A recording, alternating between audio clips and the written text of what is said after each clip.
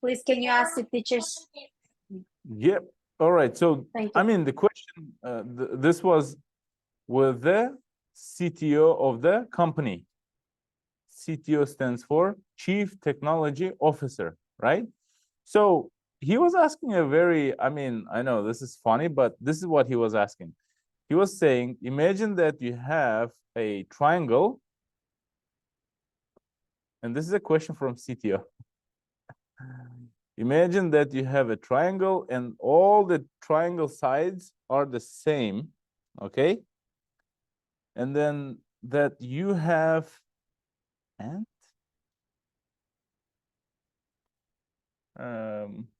Let's say some kind of animal. Let's see. All right.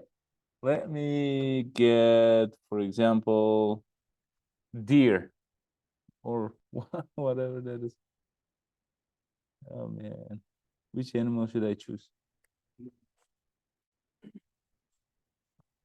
Let's say deer, yeah? So his question was, interesting question. You guys ready? You have 3 deers on 3 sides of this triangle. Okay?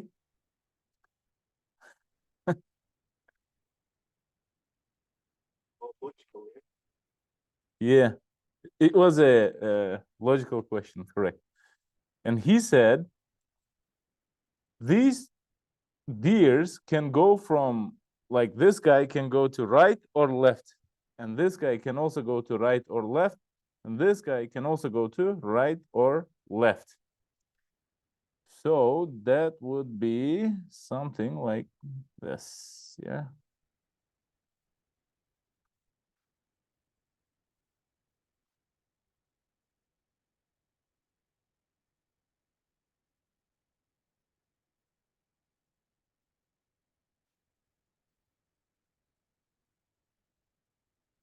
What is going on?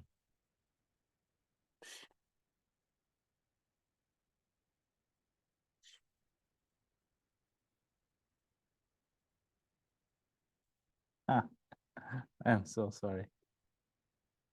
And this guy will do the same.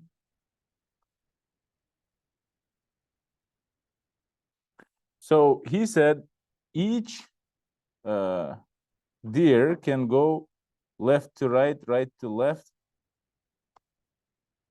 And his question was, what is the probability or what is the percentage that these deers will not crash with each other if they start all at the same time, same speed? Let's say this deer decides to go this way, and this guy decides to go this way, and this one decides to go this way. If they go on the same speed, they will never crash, right? But this deer has an option. It can go this way or this way. Same thing applies to all of them.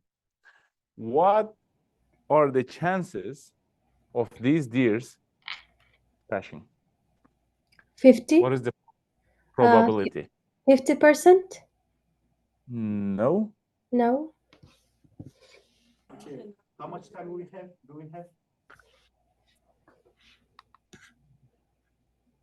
How much? Yeah. So basically, okay. Yeah, it was 30 minutes. Yeah, all the same sides. The corner is 30%.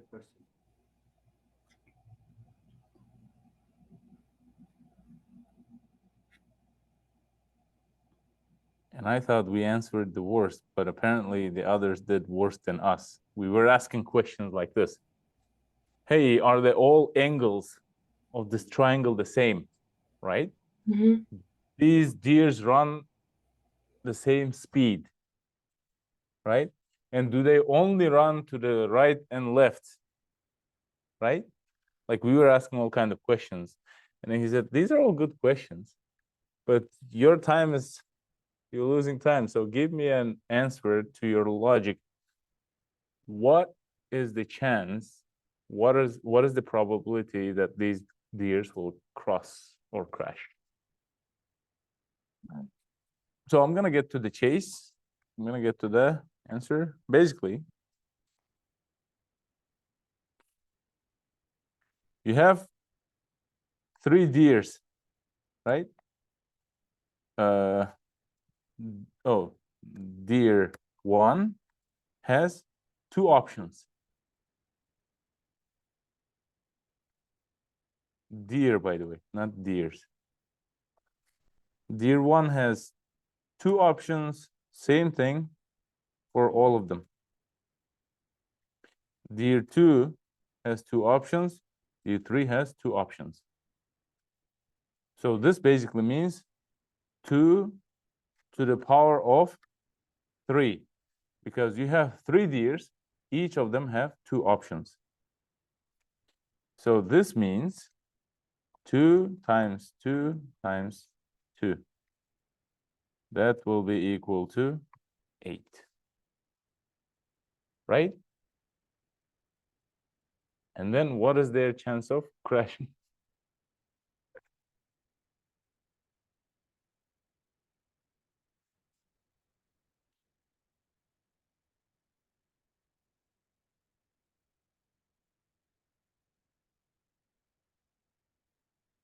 Only one deer can crash, right? Like not only three at the same time, but one deer is considered to be have crash, Correct.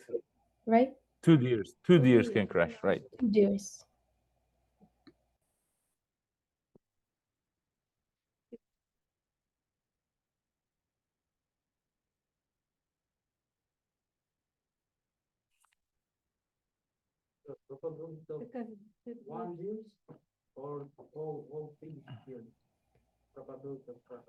So he was asking probability of crashing these deers, not, yeah. And during, so then he asked this question, by the way. You have one coin, right? And coin has heads and tails. In America, that's how they do, right? Heads and tails, the coin. So this stands for H, this stands for T, basically, right? And he said, how many states do you have on one coin? 2 states, right? So one is heads and the other one is tails. So it can either be head or tail, that's it. Now, if you have 2 coins, what are the combinations that you can have? 2 heads, 2 tails. Yeah, 2 heads, 2 Two tails, tail head, tails. or hail head. Hail head tail. Hail head. Right. This is it, right? Mm-hmm. What about 3 coins? All heads, head, tail, head, tail, Tail, tail, tail, tail, tail, tail, tail, head, tail, head, head. tail, head. What else? Head, tail, no, tail, head, tail, like this. Head, tail, head. Is it 8? Yes. Mm-hmm. So this is the problem of 2 to the power 3. You have 3 coins, and each coin has 2 states.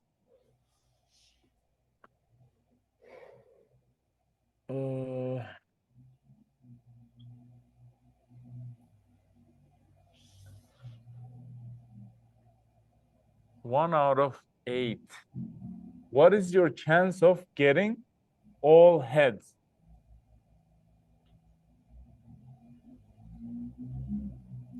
On the 3 coins. 1/8. 1 over 8, right? Yeah, 0.125. Yeah, which is 12.5%. Mm-hmm.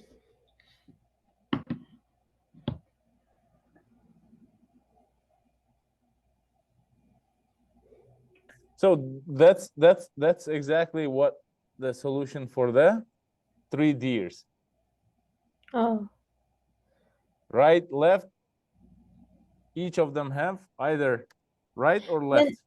25%? No? Right, left. Is it like that? Like if it's two deers is enough to be crushed, 2/8.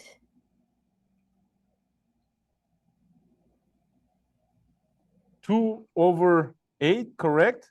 And that will be 25, 1/4, which is equal 25, to 25. exactly 0.25 or 25%.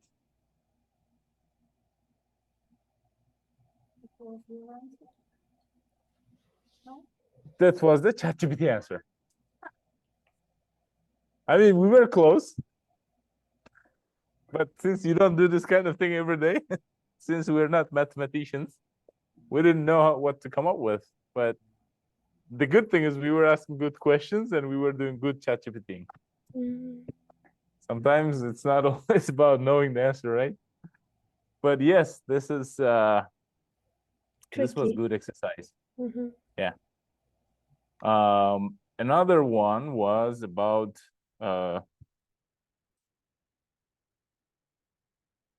bat and ball tricky question.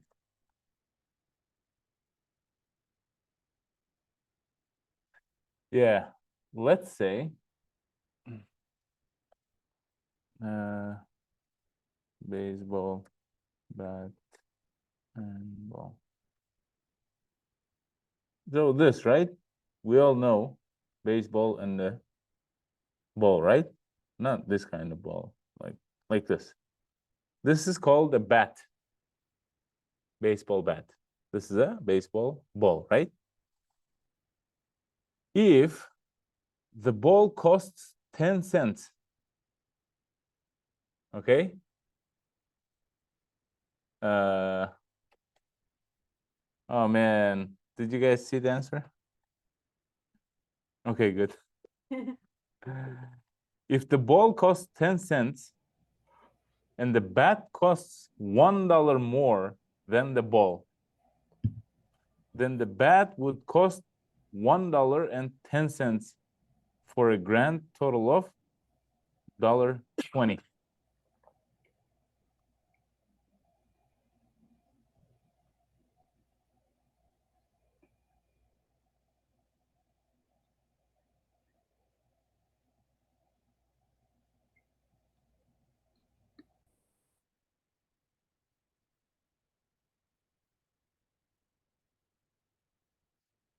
I think that was the answer too.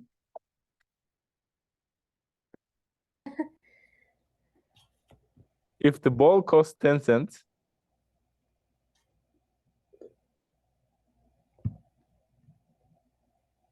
no, this was also tricky.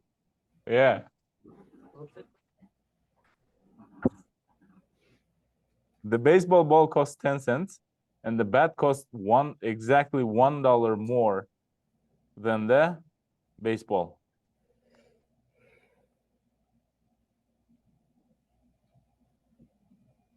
And how much would be the total cost?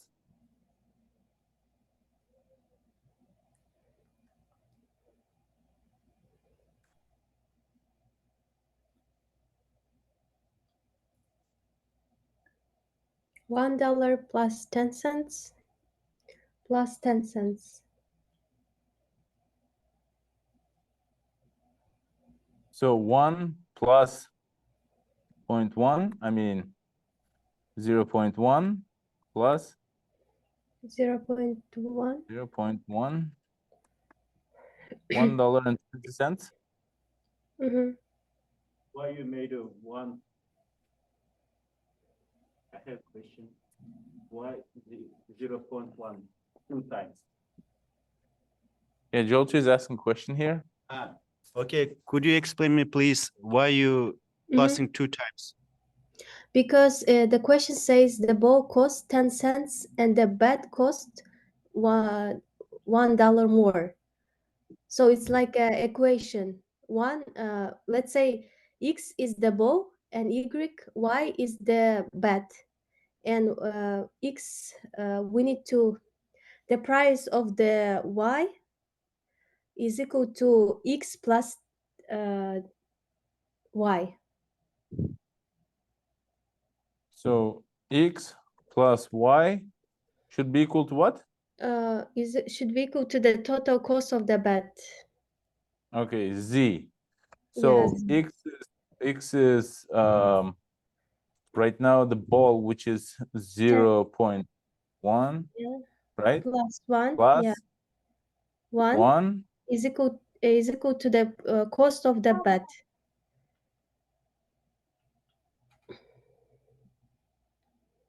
plus y. Oh, okay. Cost of the bat is $1, right? No, cost of the bat is $1 more. So we add them. Here? So, Without just plus one, then make some Yeah, equal to 1.10 .10 price of that. bat. Mm-hmm. And then So it's total gonna be cost of ball and bat. $1.20. This was asked to me during my interview. I got an answer. But so you try to say that's a good question. According to these questions, Of course, I will say that. Yeah, You of think course. I'm just gonna give up? I don't know. I don't know. No, of course. yeah. I'm gonna try to. You know what? That's a great question, actually. Let's think about it. So you were saying, I just make him repeat, right? Yes. So what you're saying is that the ball costs 10 cents. All right, let me get this straight one more time. Yeah. The ball costs 10 cents, Yes. and you're saying the bat costs $1 more. Yeah. So combined, what I'm thinking is $1.10. Mhm. And he's like, sure. And I was like, all right, if it's $1.10, it should be $1.10 for the total. It's like, nope. No. But then, so if it's 10 cents, wait, can you repeat the question one more time? Just keep going like this. I had to keep the conversation going. And during that interview, I was driving actually. Yes. The good thing is he never asked me to turn my Yeah. camera on. And I had to take on the, headphones. So I had to concentrate both ways, but it was good.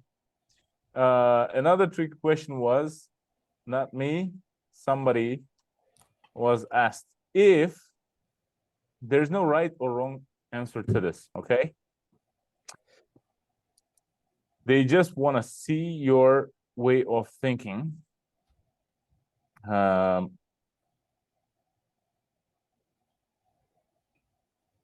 Let's say that you have two buildings.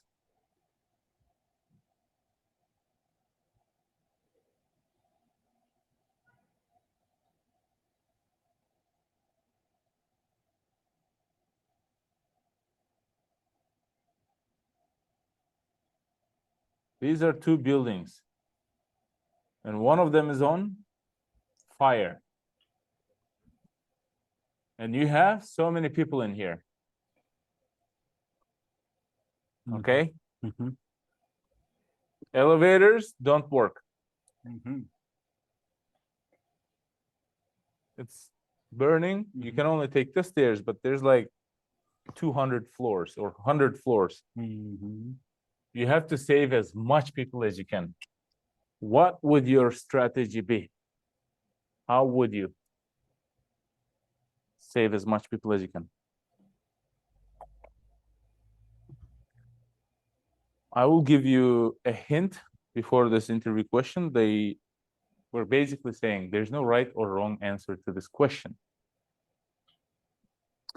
They want to see your creativity, how innovative you are. How can you think outside of the box? Can I ask a question? Yes, The second building is empty and it's not on fire, right? correct. Mhm. Good question. So what the distance between two buildings? Between two buildings? Let's say 20 meters. 20 meters is a lot, right? 20 meters is the distance between these two buildings.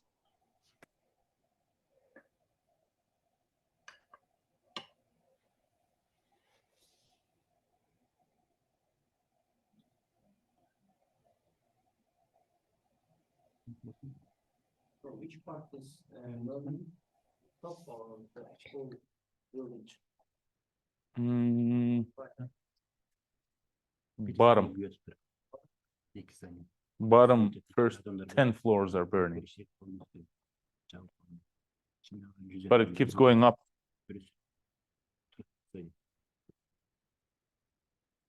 Что ты делаешь, чтобы спасти много людей?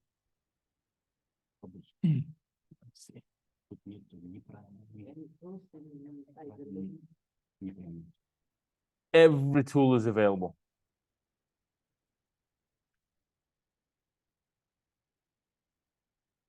Woohoo. Okay. That's a creativity. Yes. Any tool is available. Every tool is available. There's no limitations on the tools. There's no limitations on your capabilities. Okay. Are we saving them, or they are saving themselves inside the building? We have to save them. Okay, Oh. we can make a bridge on the top from the top. I mean, from the roof of another building, not which has not burning. Okay. Make a bridge. And Okay. So Jolchi is suggesting, what if we put a bridge on top of this? between No, two not buildings, this, but and Yeah. this. Okay. and us. I mean, the fire needs oxygen. Mhm. Every person who is rescuing, he should just close the door, go up, and the last person should just close the door after rescuing, and go up, and they can cross the bridge. Wow. Sure, one of the options. But how about the people who are here on the, let's say the first 10 floor is burning, yeah? Uh-huh. I know the Russian word. I don't know definitely. I forget it. The сопутствующие потери.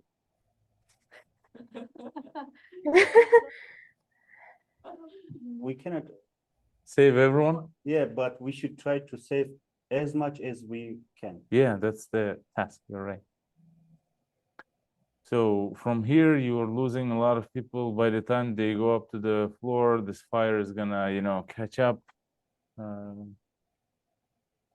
Fire can, Use the rope.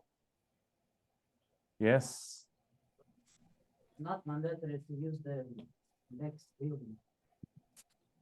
It's not Yeah. mandatory to use the next building. Yeah, Yeah. there's no, Yeah, there's no and, requirement. Yes. So in the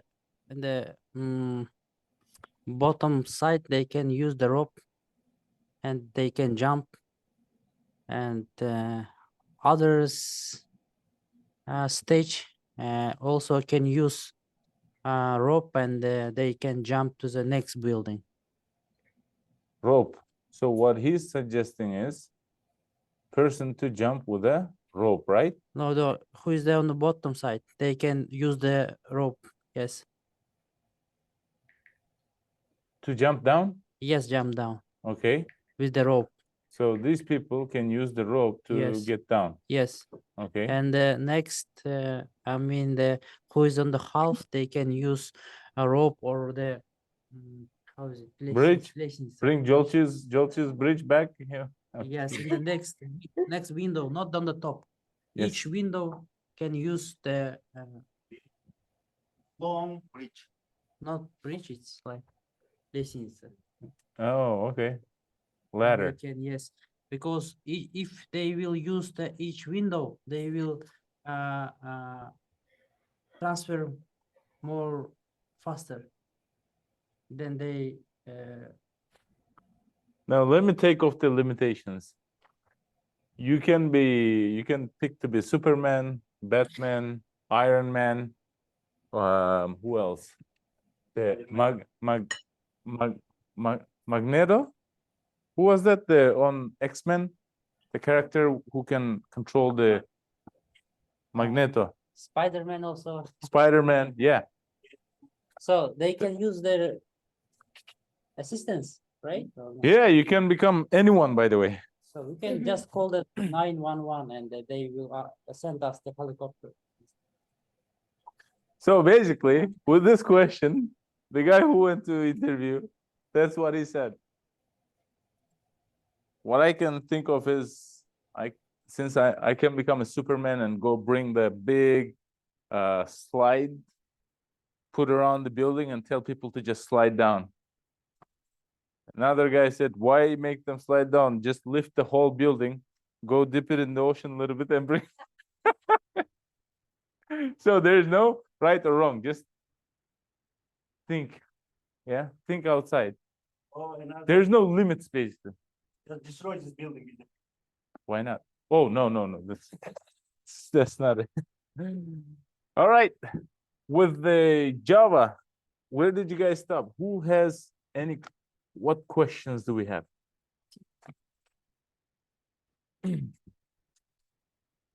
If you don't have questions, then I will ask you a question, a task that everybody needs to write. So first task is,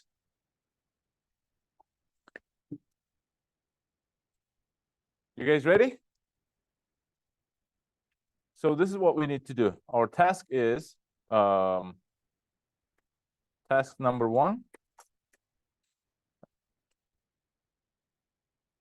Create a string using substring of your first names, first 3 characters, and last names, last 2 characters, by converting everything to uppercase. Example, for me, Baha Usan, this is what it would look like. Bahon. So as you can see, first 3, last 2, right?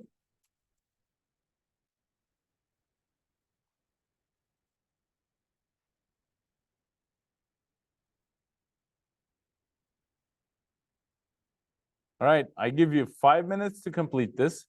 If questions, let me know. Recording. Right, it was in the pause mode. All right, guys. So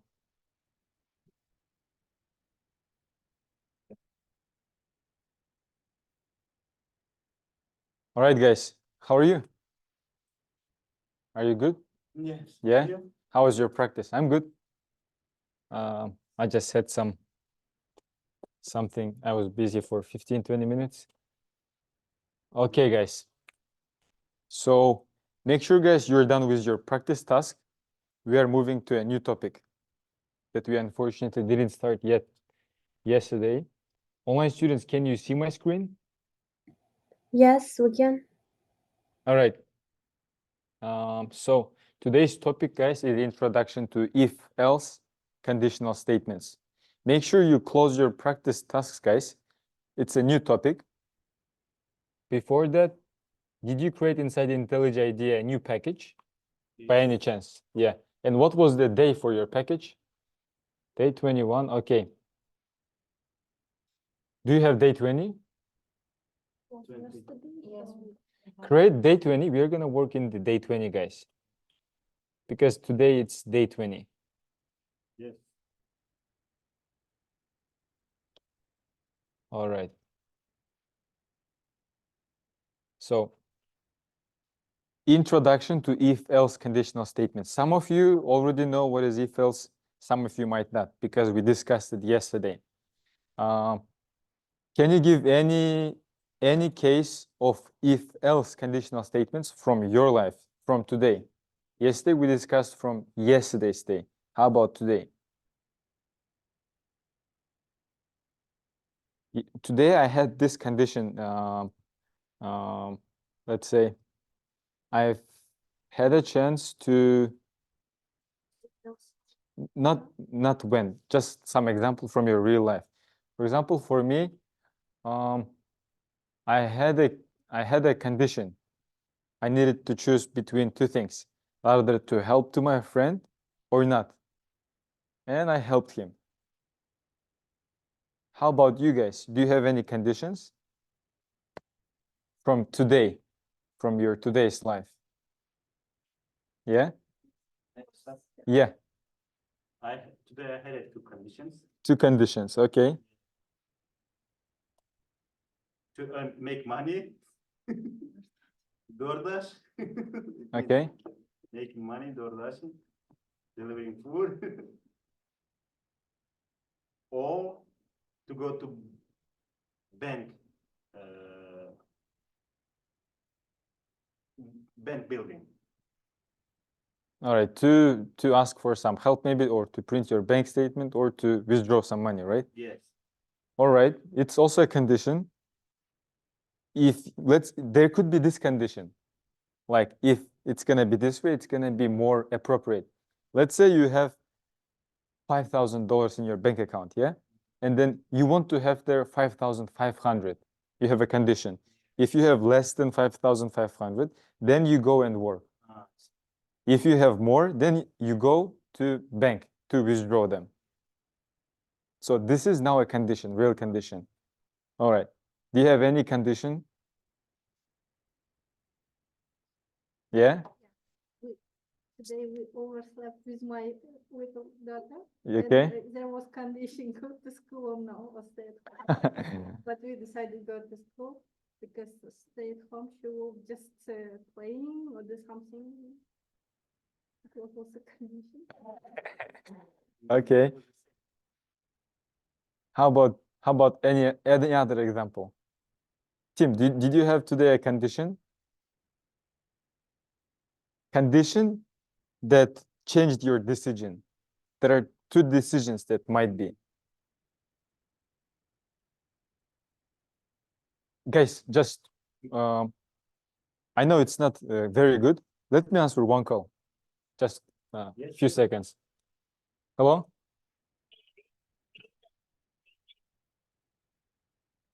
Oh, yeah, thank you very much. Did you receive my email?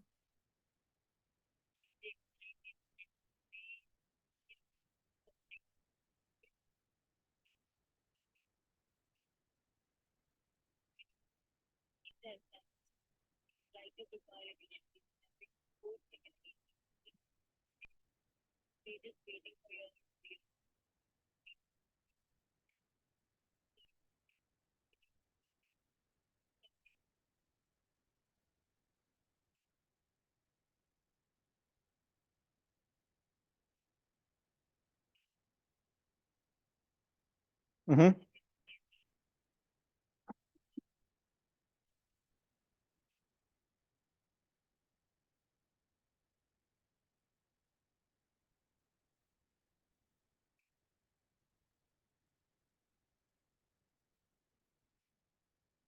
So basically, I was a bit confused while doing it because I thought I needed to use just predefined Java data structure. Then he clarified me this thing, so I went on, and then like there was a moment where I was a bit confused. I thought I needed to find the last node, but I was a bit confused. Then it came to my mind that I needed to find the nth element from the end of the list. So then I got only 5 minutes to finish it, and like he told me you can complete it and then submit it to you. So this is what I have done, and yeah, this is what I have done on my own.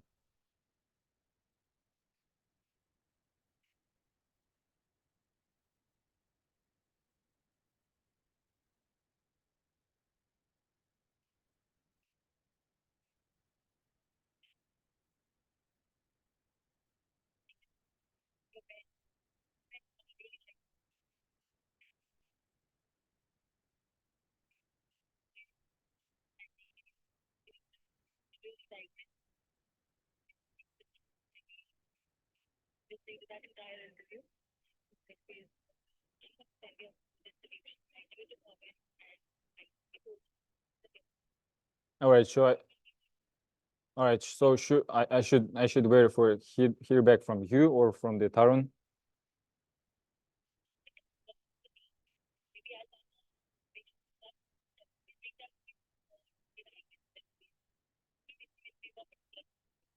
All right, so as he explained, I might have the last one by this week, right?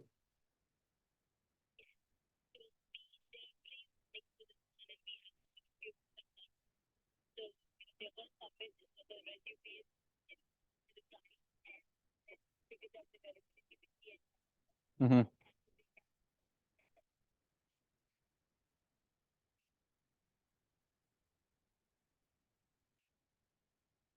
All right, all right, all right, sure. It was really a pleasure. It was really a pleasure to go ahead.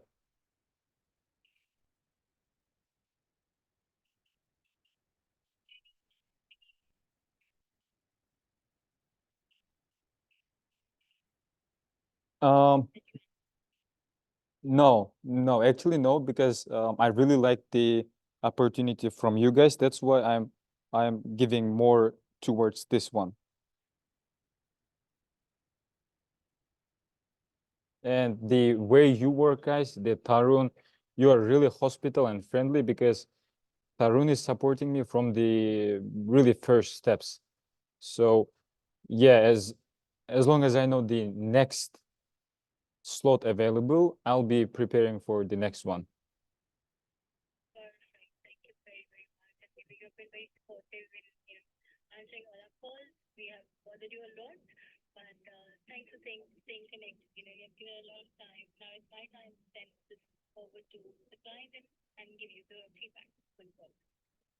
All right, so and how long it takes to get a hear back?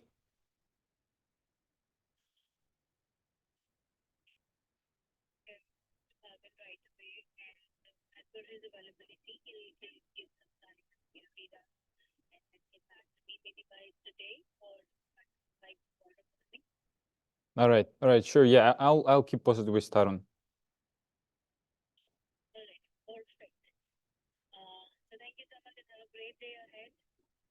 All right, thank you. Yeah, have a good one.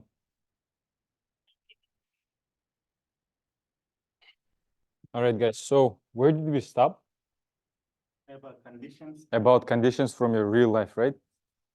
All right. By the time that I was talking, did you come up with any conditionals from your real life, Ailita? Yeah. No?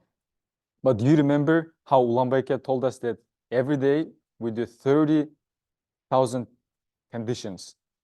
Making decision. Making decision. It's a condition to do this or that. So probably you all should have this kind of condition.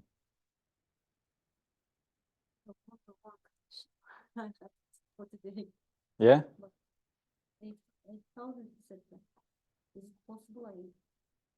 8,000. He told us that we do 30,000, approximately 30,000. Yeah? And he's practice. 33,000. Yeah, this. You were counting them, each condition? Okay. How many decisions a human makes a day? 35,000, from 32 to 35. So every day we make. Super busy man. No. It's on average. On average. For example, I had a decision to go to library like 1 hour ago, and I went there. This is also a condition.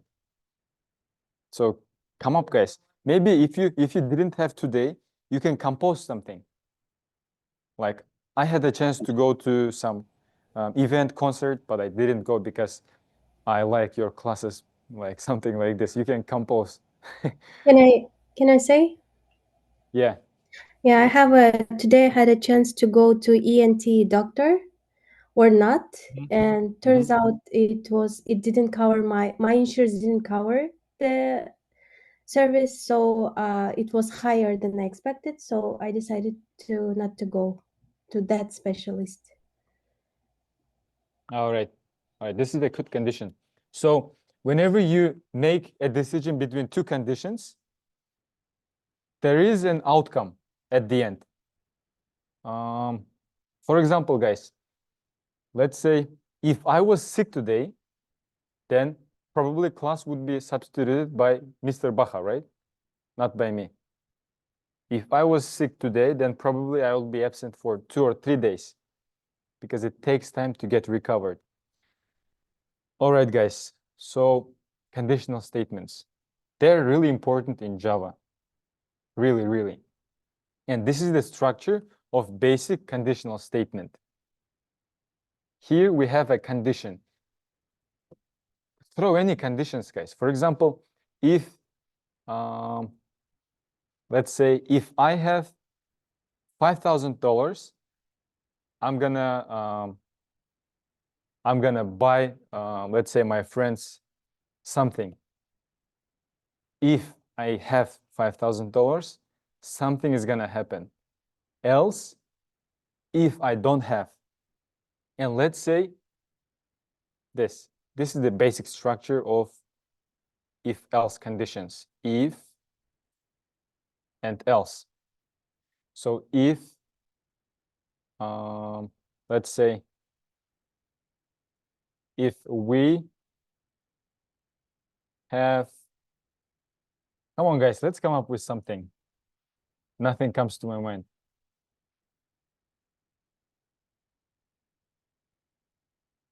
If you are 80, you have driver license.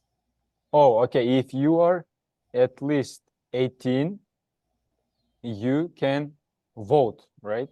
Mm-hmm. In most of the countries, if you are at least 18, you can vote. If you are not 18, then you can. cannot vote. Yeah. Do you have any ideas for other condition? Let's say this is our first condition. If condition, this is the structure of these conditions. If Get 100 points, you can pass. let's say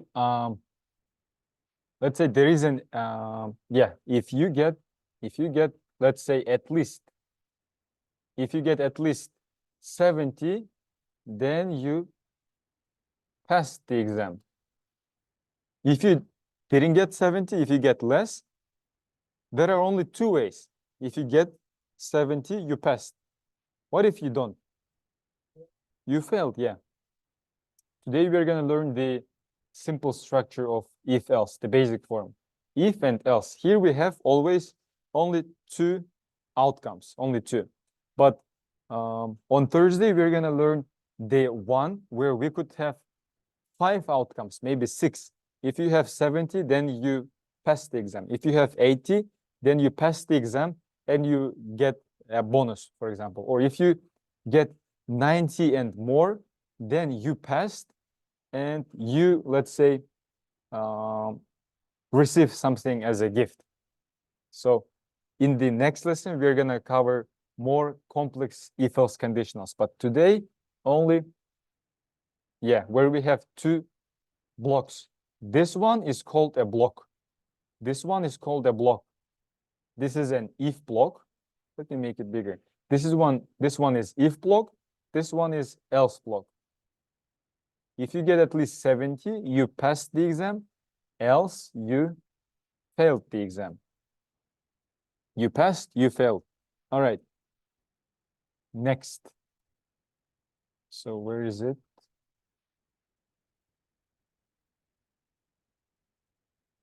All right. One more, guys. One more condition. Let's say you got an offer, guys, from 2 companies. From 2 companies. From one company, let's say you got $50 rate. And then you got here $55 per hour rate. But this one a contract. No. This one is a full-time. This one is a contract for 6 months. So which one do you choose, guys? Or let's say 65. This is a condition, right? There's an outcome. How many conditions we can create with these two data? I will choose 6 months. Let's say if you would like to earn as much as possible in 6 months, then you can go with this. If you need stability and work next year and next year, then you can go with this one. All right. If we are nomads, we don't need any stability. Yeah. We need something adventure. All right. Next, guys. Yeah, let's come up with some condition where there are two outcomes. If so, then this. If not, then the other outcome. She will get. Let's say further back down. let's do this, guys. Let's do this. If Ulan Bayke gets offer first, like this is just some idea, but maybe it's gonna happen, right? If yeah, it's gonna, I mean, it's gonna happen, but maybe you're not gonna be first, second, yeah, but it's gonna happen. Yeah, if Ulan Bayke gets the offer first, then he Should tell each party. then he should, no, not he shouldn't, then he might arrange a pizza party, like 4 or 5 pizzas. Not barbecue party. All right. All right. And then else, if he's not first, if he's second. Oh, then barbecue party. So if he's first, then he makes a barbecue party. If he's not first, then he makes a pizza party. All right. Any other creative conditional statements from you guys?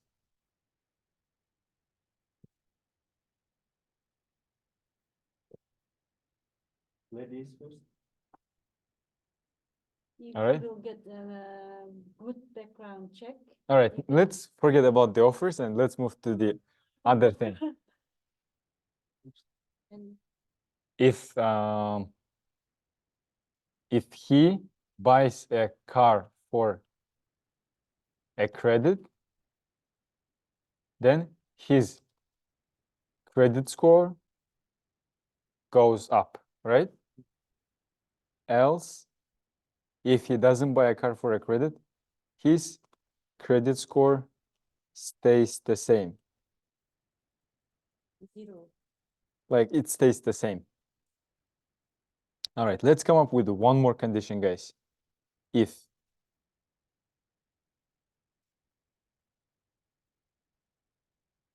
tomorrow's weather is above 85, then what you would do is above 85. I will go to the beach, for example. Go to the beach. Else, stay at home and watch movies, for example. Let's check, guys. I'm gonna open the weather app here. So it's here. So tomorrow it is 82. 82. So tomorrow's weather is, I'm saying to you guys, it's my statement. Let's say you don't know the weather for tomorrow. I'm telling you my statement. Tomorrow's weather is gonna be above 85. And then and then you're interested and you looked it up and it turns out it's not above 85, it's 82. So what's the result for this condition? There are only two results. Stay at No, home and watch yeah. movies. Else condition. In other words, it's true or false, right? True or false. Tomorrow's weather is above 85. Is it true or false? False. False, right? False. So when this condition, guys, is false, this part is not gonna work when it's false. When this part is false, it moves to the else part. Logically, what do you think? Will it work like this? How about this case? If on Wednesday it is above 85, go to the beach, else stay at home. So here we check on, all right, not Wednesday, Thursday. If on Thursday it's above 85, go to the beach. Otherwise, stay at home. So this is my statement. And there are only two results for this condition. It's a condition. Is it true or not? True. True. So when this condition is true, it runs this code, like it runs this part of the code. When it's false, then it runs this part. So right now I'm gonna come up for you with some very basic if-else condition. Let's say int score, and our score is 75. And our score is 75. Then if score is greater than 70, what's the result for this expression, guys? True. Is it true? It is true. True. All right. So here we could have some code like you passed, and then you failed. So if we had this code in our main method, and if we would run this, what would it print? What would it display in the output? You passed. Let's see. I'm running this code, and it prints us you passed. So, yep, it is true. It is you passed. How about this, guys? So what do you think logically? Is it true that here we should always have a Boolean value? True or false? We cannot have here this, for example, 76.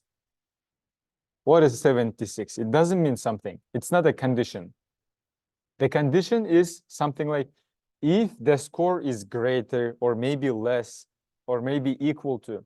But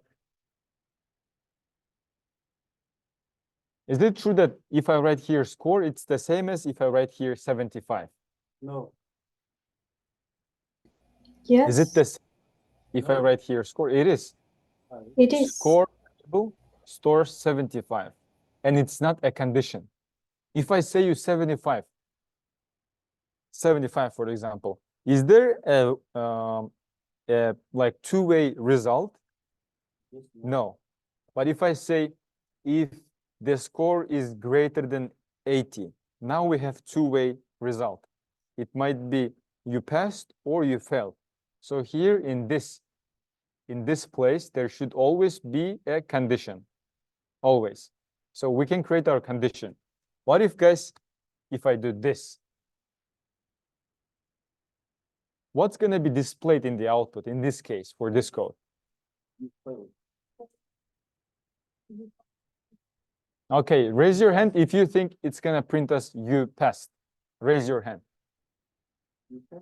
Yeah, if it's going to display us you passed. 1, 2, 3. And all other think you failed.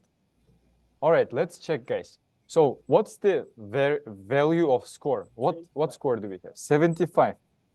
75 is less than 50. Is it true or not? 75 is less than 50. It's False, bigger. right? False. So when this condition is false, will it run this code? No. It will run the else part. So let's print you failed. But what do you think? can we use this program to check your home assignments and for other things, maybe at schools? No, because here we've got wrong logic, right? The logic is wrong. So when you create this conditional statements like if and else, your logic should be correct. It should be meaningful. So it should be here like this. How about now? What's going to be displayed now? You passed because the score is 75. It's more than 50. All right. So how many parts are there, guys, in the if-else statements? Two blocks, actually. All right. We create if, and here we have a condition. What do you think? Should we put here a colon or semicolon? No. Semicolon, like this. Yes. No. No, because it's not the end. We put the semicolon when it's the end. So it only starts the if condition. If this way. So if it is true, it will print us something. It will run this code. Else, then it runs this code. Code here and code.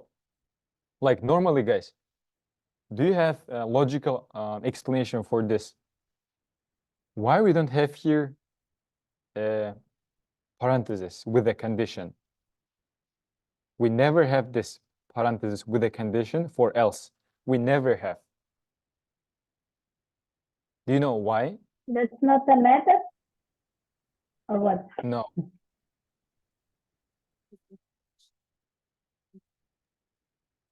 Because it's like logically very easy. Let's say we have two boxes.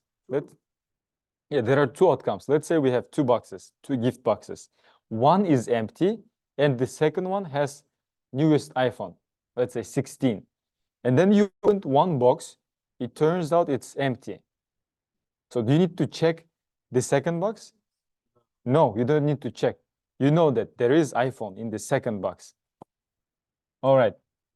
Let's say somebody told you that I am inside this campus. I'm here in the office, but there are two rooms, Chase and Bank of America.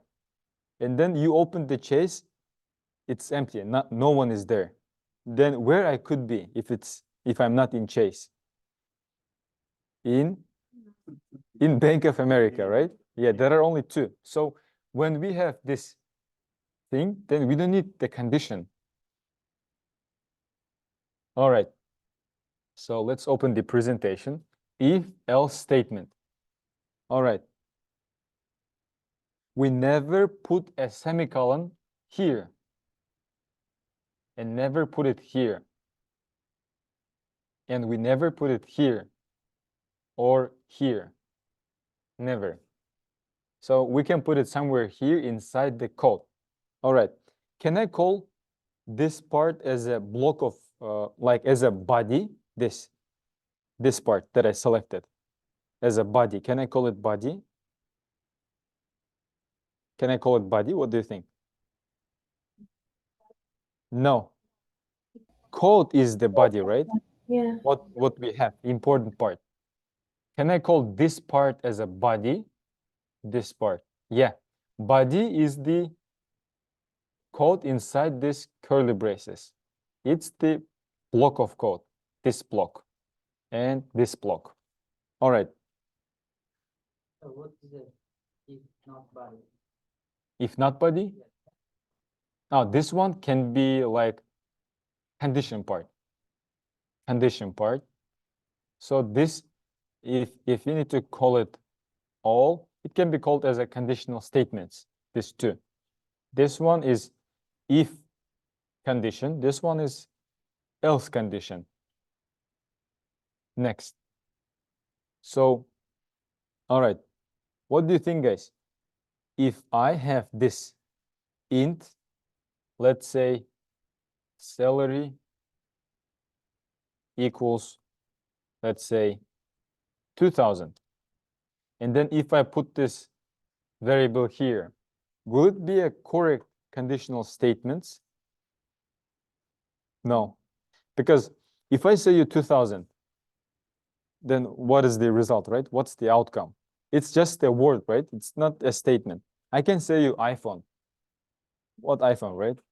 There is no result. But if I say you, I have iPhone 15 Pro, then there could be an outcome, right? It might be true or false. Yeah. So we go back to the presentation, guys. All right.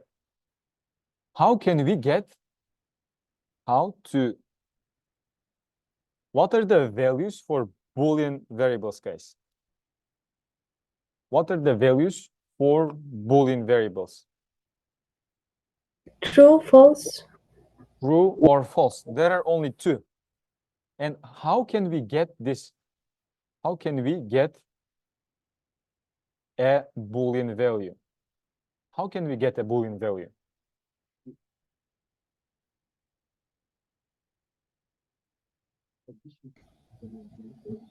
With conditions. Do we need if to get a Boolean or like true or false? No. If. Put the condition, yeah. Int. You need to compare things, guys. Only when you compare things, you get true or false. If I say now tin, there is no true or false Boolean value. But if I say Tim today is in white shirt, white t-shirt, is it true or false? It's true. So there is a result when I compare or say something. For example,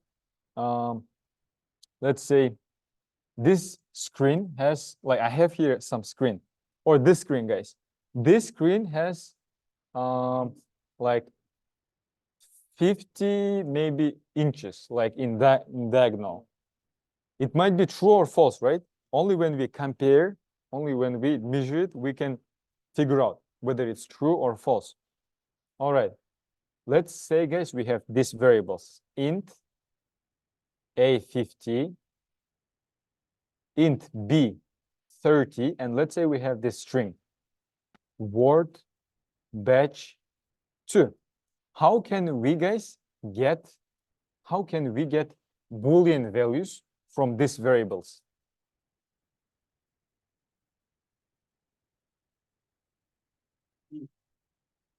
We don't need if to get a Boolean value, actually.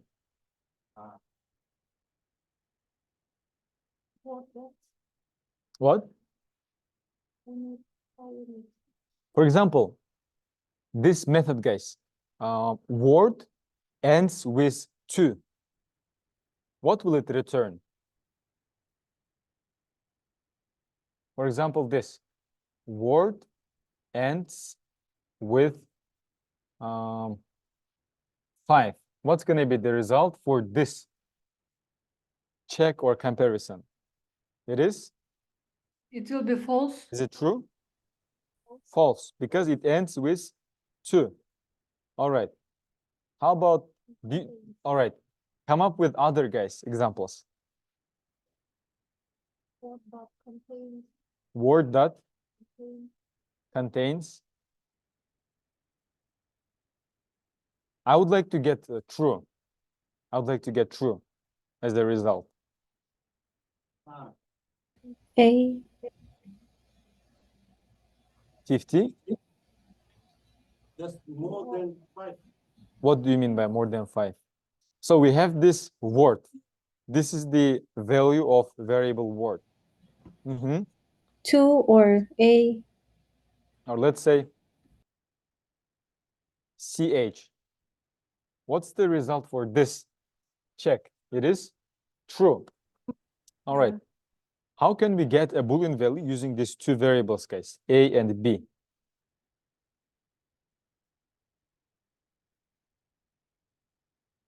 We have A, which is 50. We have B, which is 30. And how can we get a Boolean value? A less than B. What's the result? False. It is false. when you compare some things or check, you get the Boolean value, true or false. All right. What is this, guys? Condition. Compare. It is comparison operator, right? How do you call this operator? Equal. No, Equal. in Java, it's not equal operator. It is assignment operator, assignment. For example, how can I get true result using these two variables, A and B? If A is greater than B, If A is greater than B, greater than B, then true. true. All right. What if I create here C, guys, 40, and then if. So let's open this presentation, guys. Let me introduce you this, how to get a Boolean value. When you compare two numbers, what Boolean value do we get here, guys, in this result? True. It is true. Comparing two strings. This is string 1, this is string 2.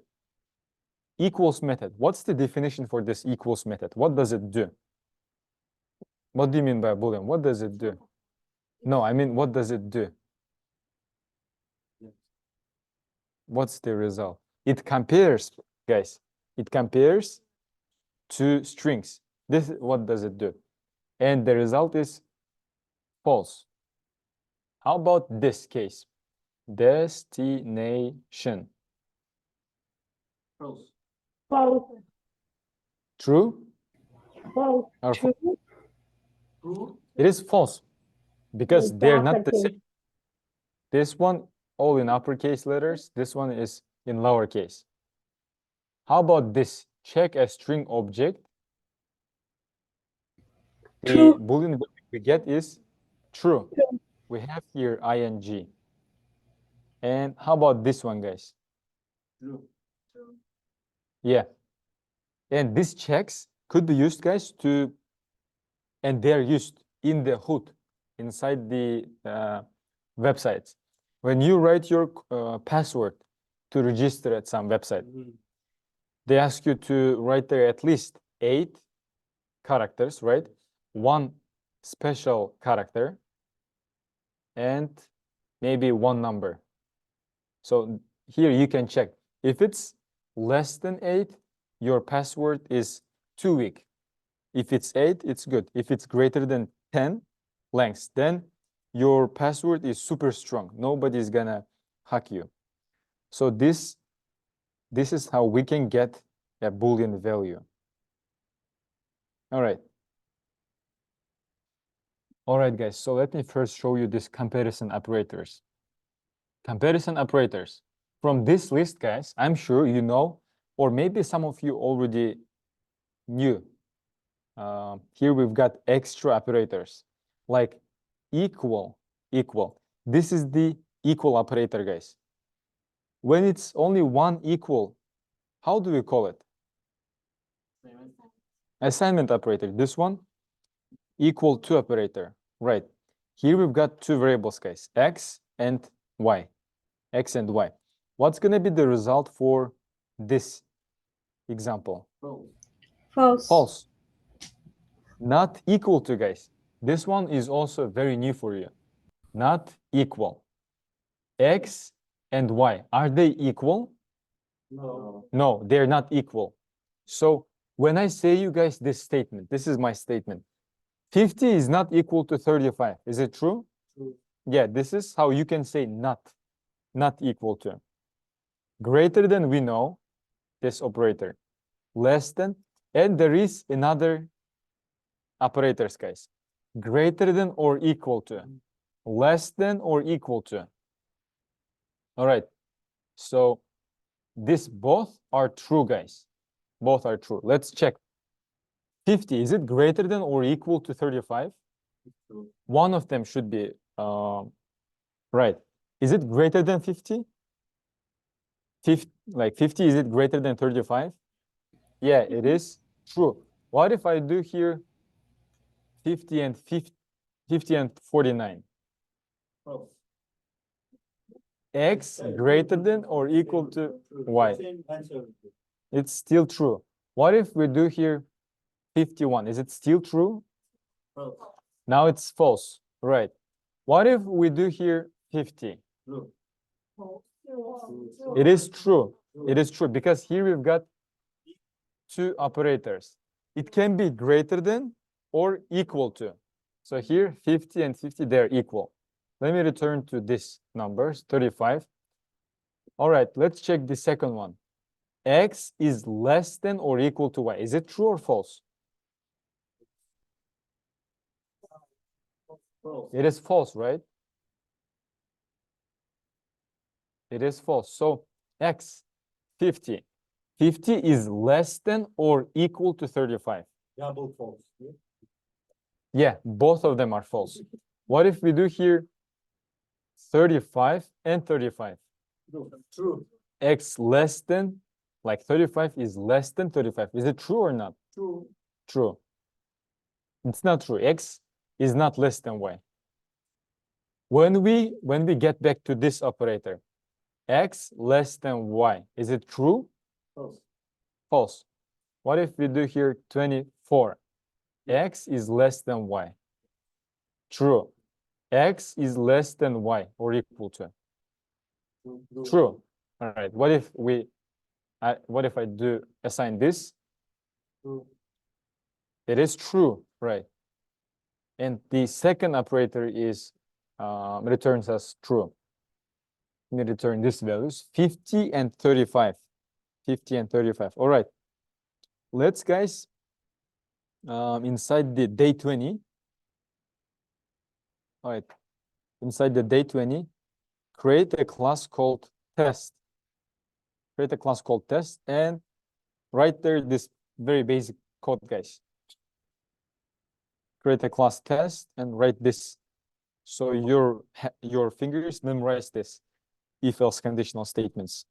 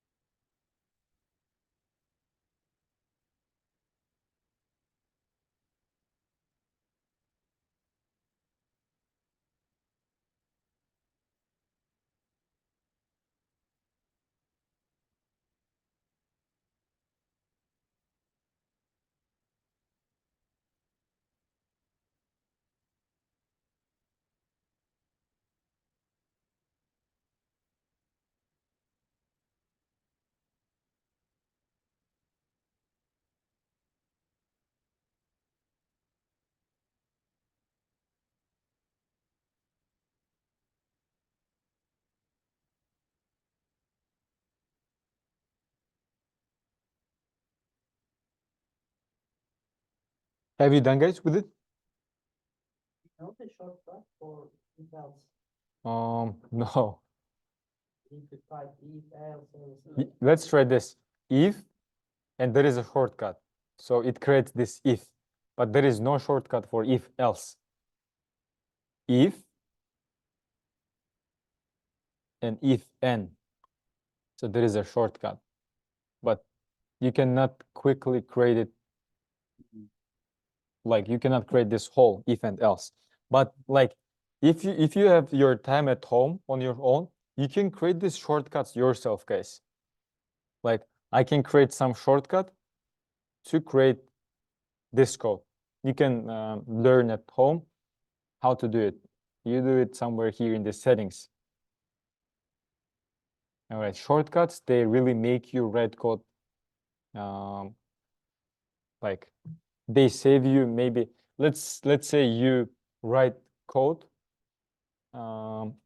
Let's say you work 8 hours a day as a tester and you write a code every day 3 hours, every day 3 hours.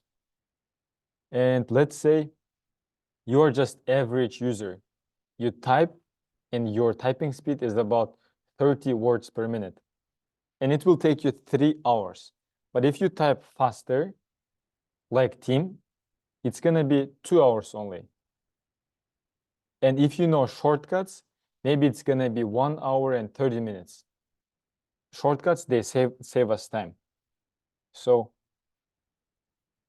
instead of writing if and this, we could do if and it creates this. All right. So let me know, guys, did you copy this code? Yeah? Did you copy it? All right, if you copy it, guys, let's have a 15-minute break. And after the 15-minute break, we continue.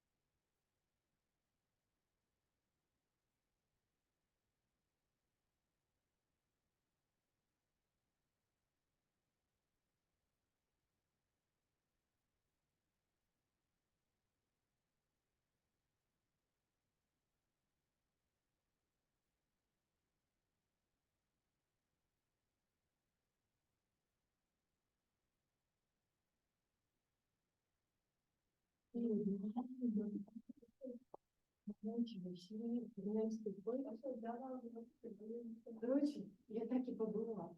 Я так пошла один раз, посмотрела, машины не было, да? Я домой вернулась. А я бежу, и мне как будто, знаешь, не так. Это вот собака, она девочка. Понятно, что домой, а он не живет. Когда мы были назад, мы сами бежали, мы читали, мы дали, а я так видела. Нет, мы машины не было. Ладно, там я очень хорошо, что я стала приятно, что я не верю, что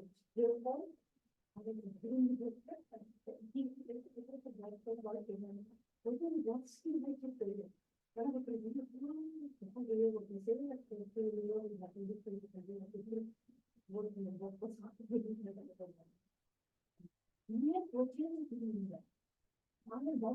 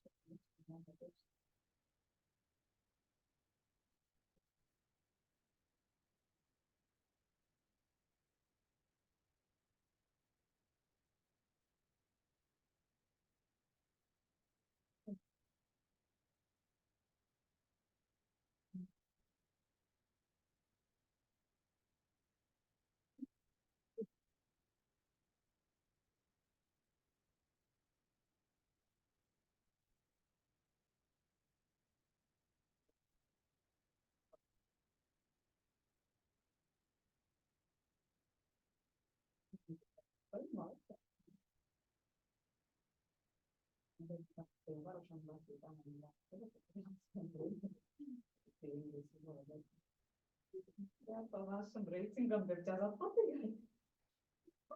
Типа у вас не все айс, типа и мы но за ваши типа старания мы вам должны быть.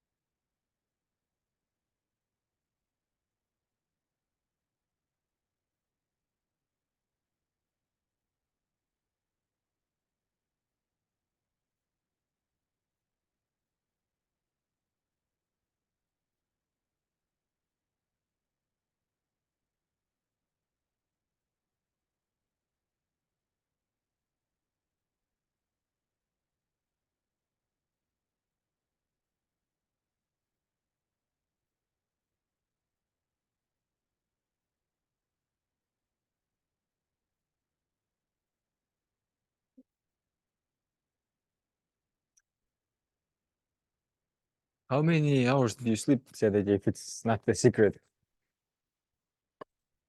4. 4? Really? It's life, yeah, sometimes we do. All right. So let's create, guys, another class here in the day 20 package. Online students, can you hear me, by the way?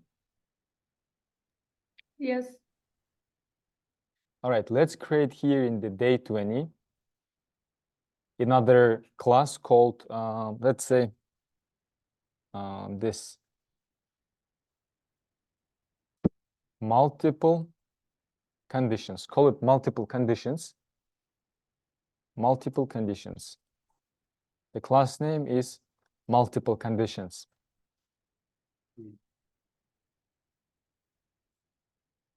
So create this class, multiple conditions. So right now, in this example, we're going to learn how can we put inside this if multiple conditions.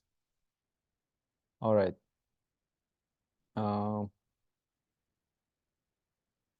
So until now, guys, we worked on only single conditions, guys, only single conditions. For example, let's say this. Do you know if there is any restaurant somewhere where you have a discount on a specific day? Do you know any restaurant with a discount on a specific day? Yeah? Which restaurant? No. I mean restaurant. Any restaurant.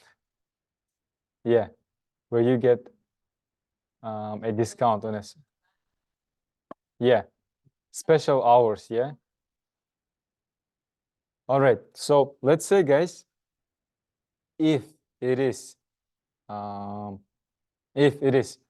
Friday, you get a discount. If it's Friday, you get a discount. But there should be, guys, let's do this, guys. Create here a string day and store inside it a variable Friday. And then, all right, create this. And then I'm going to tell you something. So it's not Friday, guys, right? It's not Friday. No discount, guys. All right, so let's say it's Friday. Imagine today is Friday. And then I'm going to give you a discount if it's Friday and hours between, let's say, 12 or between 7 p.m., between 7 and 11 p.m. You get a discount if it's Friday and it is 7 p.m. to 11 p.m. Let's make it more closer to our specific case. If it's Tuesday and between 7 p.m., let me make it 7 a.m. to 11 a.m. like breakfast hours. If it's Tuesday and if it's between 7 a.m. and 11 a.m., then you get a discount. If I go right now to this restaurant, let's say a restaurant with name N, do we get a discount? No. No. It's No. PM, yeah? Yeah, now it's already a PM. But what if I remove this condition? Will we get a discount? Yes. Yeah. Now the condition Tuesday is true. But now, is it true that we have now two conditions, the day condition and hours condition? So let's first create basic one where we have only one condition. If it's Tuesday, you get 10% discount. If it's Tuesday, you get 10% discount. Let's say, guys, we have a balance. We have $1,000, guys. Or let's say not $1,000. like amount to pay. We asked the waiter to come and give us the receipt. And in the receipt, we see that we need to pay $158. $158 we need to pay, guys.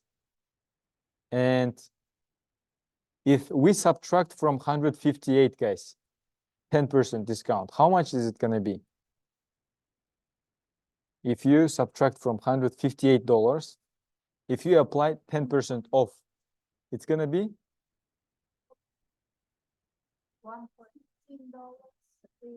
how much should I pay if I have 10% discount? 100. 100. Let's make it double. Oh, All right. So how much do we need to pay? 142. 142 we need to pay, right? After the discount. All right. Is it Tuesday? yes. You see here, a variable says it is Tuesday. All right. Let's create a conditions, guys. If, how can I check if it's Tuesday or not? Yeah, we have a variable. We can check it by typing here. How to check if day is a Tuesday? How to check it? I would like to have here something, if day is a Tuesday, something like this. They equal to. Do you mean this? How do we check strings? How do we compare strings? We use a method. They. Can we compare strings like this if day is greater than 50? No. Can we do something like if Tuesday is greater than Friday, or if Tuesday is greater than Monday? We No. cannot. So how can we compare strings? They. That people. We use equals method to compare. If this variable is equal to Tuesday, if it's Tuesday. And do you know why we have here a white, no, a yellow color here, underlined yellow color? Because it is obvious. Like if I look at this code, I can easily read that. Is it true or not, guys? Is it true or false? It is true. What if we use here a scanner? Would you be able to say us if it's true or not if we use here a scanner? Yes, yes. The same here. Let's say, I need to show you exactly the example. Let's say we have this, and then can you say me if it's true or not? No. No. How do you know if it's false? Because we don't have a condition here. I mean, All right. So this one, is it true or false? What will it the result. the result? What's going to be the result? Is it true or false?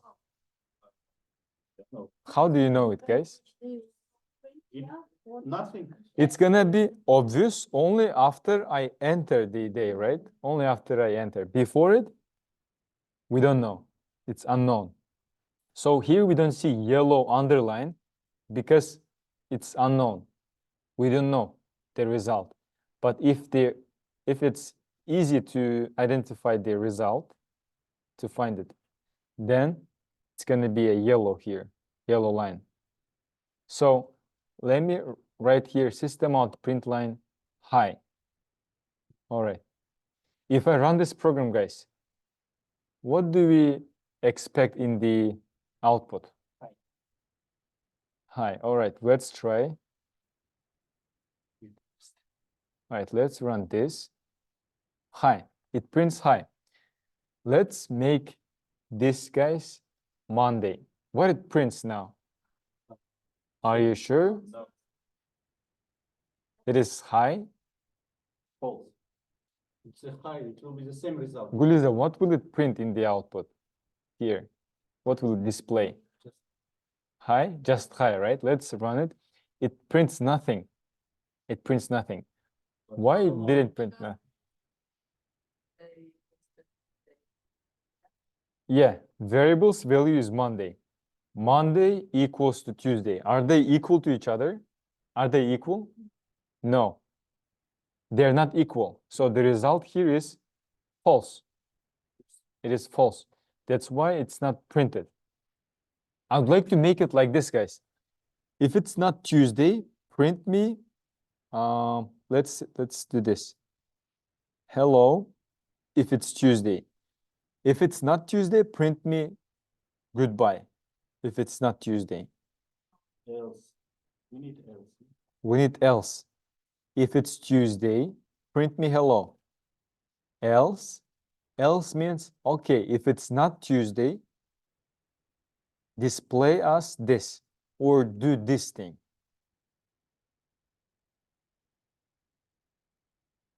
All right, run it, and then it prints us goodbye. It prints us goodbye because here the conditions result is false, right? It's not equal, it's false. What if I do this, guys? What's gonna be in the output?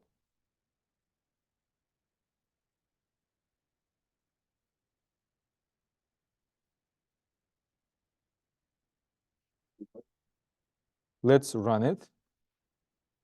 It is because when the condition is false, will it run this part when it's false? You're not confident, guys. So will it run this code or not? It's not false, or it's false, it doesn't run Yeah, to the next. It doesn't. It will be hello, it will be hello. yeah, it will not run this. How about if we put here true? Will it run this code? No? Is it no or yes? So if it's true, it runs this code and it never opens this code, guys. Never. So run it, it's hello, it runs this part, and this else part is never touched, never.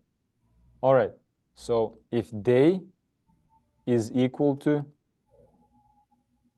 Tuesday, what's gonna be in the output? It's gonna be Goodbye. because day is Monday.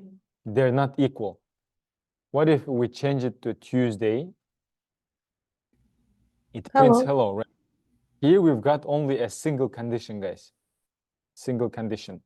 All right. So as we remember, if it's Tuesday, we get a discount. Discount, no discount. What's the result, guys, here in the output? Discount, right? But how can we get the number, guys? I would like to print here something like amount to pay after discount. How much do we need to pay after discount? 142, right? And here, when it's no discount, we can print the 158. Yeah, instead of writing this number, better to Amount put there to a pay. amount to pay. All right, let me change this variable to Wednesday. To Wednesday. If I run this code, guys, what do we see in the output? No discount and 100. No discount, 158. All right. What if I change it to Tuesday? Amount to pay after discount. All right, but are we gonna see this number? No. So how can we add this number here?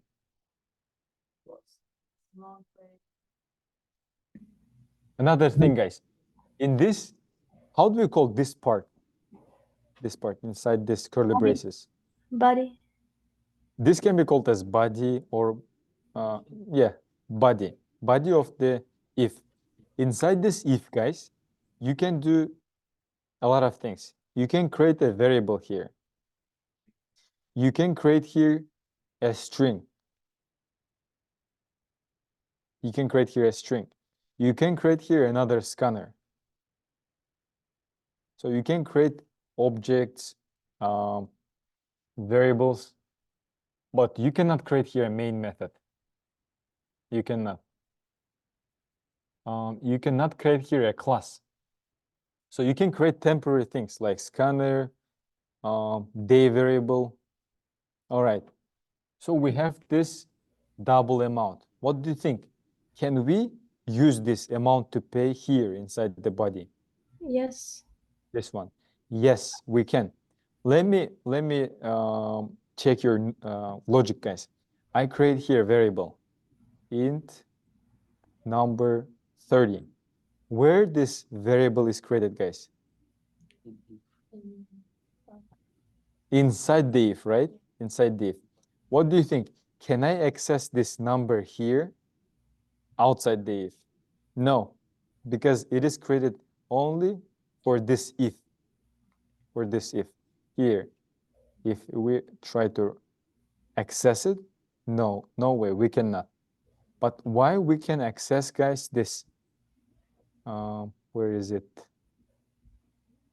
Here, else if. Why we can access this variable? Amount to pay. Why we cannot access this one, but we can access this one? Because it's not inside the internal bracket, that if, else, and all close outside of it, right? Yeah. Elnur Hoca, it's a bit, maybe you need to change your microphone to the other one, like you did it before. You remember? Like now you're glitching. He has two microphones. Yeah. So here, it's about the label. This variable is inside the if.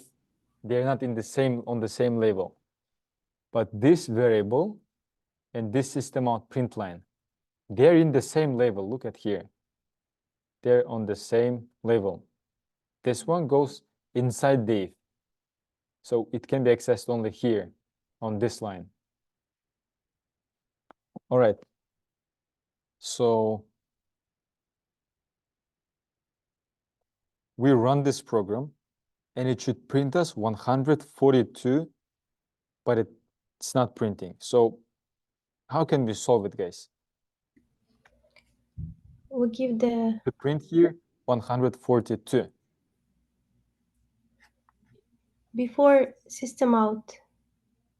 Do you think we can do here system out? No, not system We out. I can. mean before. I mean the amount to pay after discount. We need to put the equation, like int or double. We should have put the We condition should like calculate. this. No. So here we should see a number like 142. Yeah. But if But I we can change write this out. to 200, it's not changing. So we No, we should, can put the result. Instead of 142, we can put after discount or something. We can create a value. can we create here a variable, guys, inside the Yes. if? We can. It's gonna be a variable After discount. discounted amount or the amount, let's say, discount amount. And then how can we get off? Like, how can we get 10% off? Amount to pay. Amount to pay minus 10, Percent. minus 10%. Yeah. It But we doesn't can work like this, guys. times multiply by All right, 0.1. so let's get back to here. 158. 10% of 158 is, let's say we have double amount. 10%, let's say it's 15.8. It is 10%. But in Java, you cannot write here something like amount minus 10%. So how can we get this 15.8? Like behind this code, we have here number 158, right? Behind it, Multiply. 158. So how do we get this 15.8? Multiply by 0.1. Yeah, we can do here minus amount multiplied by 0.1. What's the result for this expression? 15.8. So 158 times 0.1 is 15.8. yeah, it is 15.8, like 158. Or we could use here divided by 10 also, right? To get the 10% off. We get 10th part of it. So divided times 0.1. So what number we have here, guys, behind this variable? 158. And here? 158. All right. And what's the result here?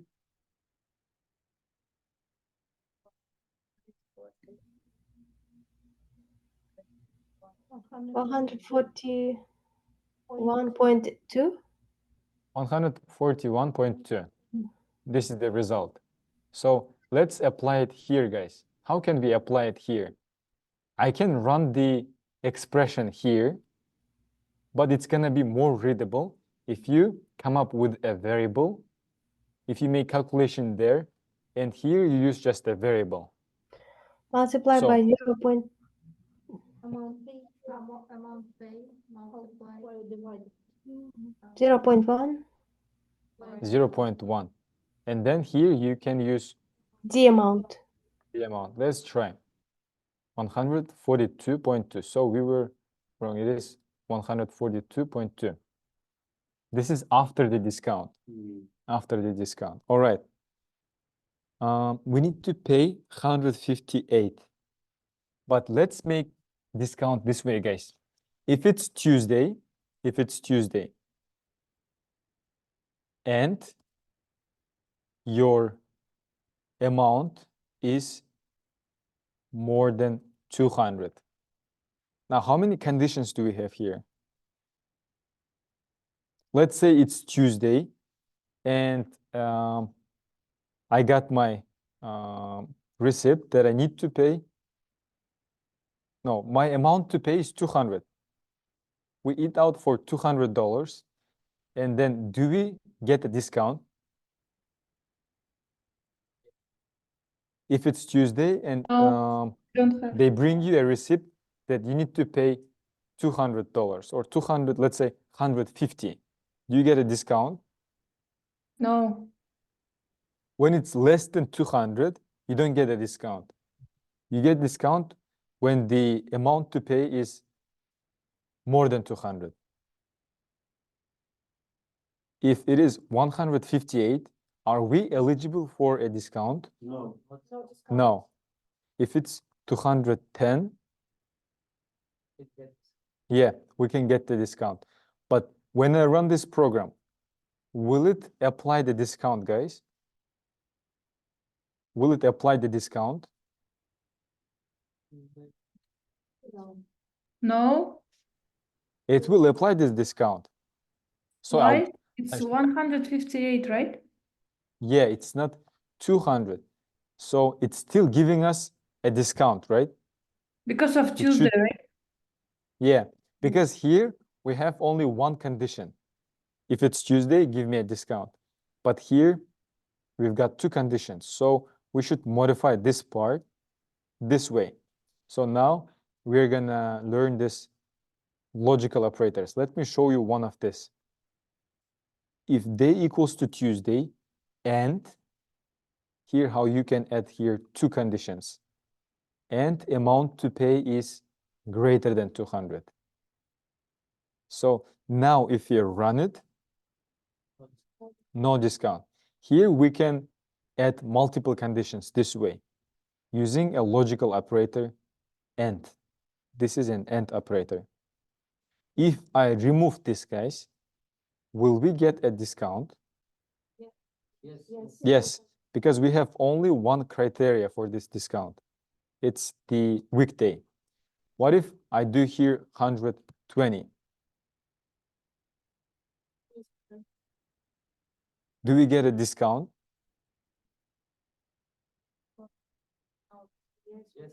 Let's check. 100. Is it Tuesday? Yes, it is Tuesday. Amount to pay is 158. It's more than. So we've got true and true. If both of them are true, we get the discount. If both of them are true, this code will run. 142. So let's take a look at these logical operators. We have logical operator AND, logical operator OR, and logical operator NOT. Let's take a look at here. We have got these two variables, these two, right here. So we have here x50 and y35. Here, how many conditions do you see? Two conditions. I see here two conditions. Here we've got two conditions, or we can say left part and right part. What's the result for the left part? Is it true or not? True. It is. Is it true or false? True.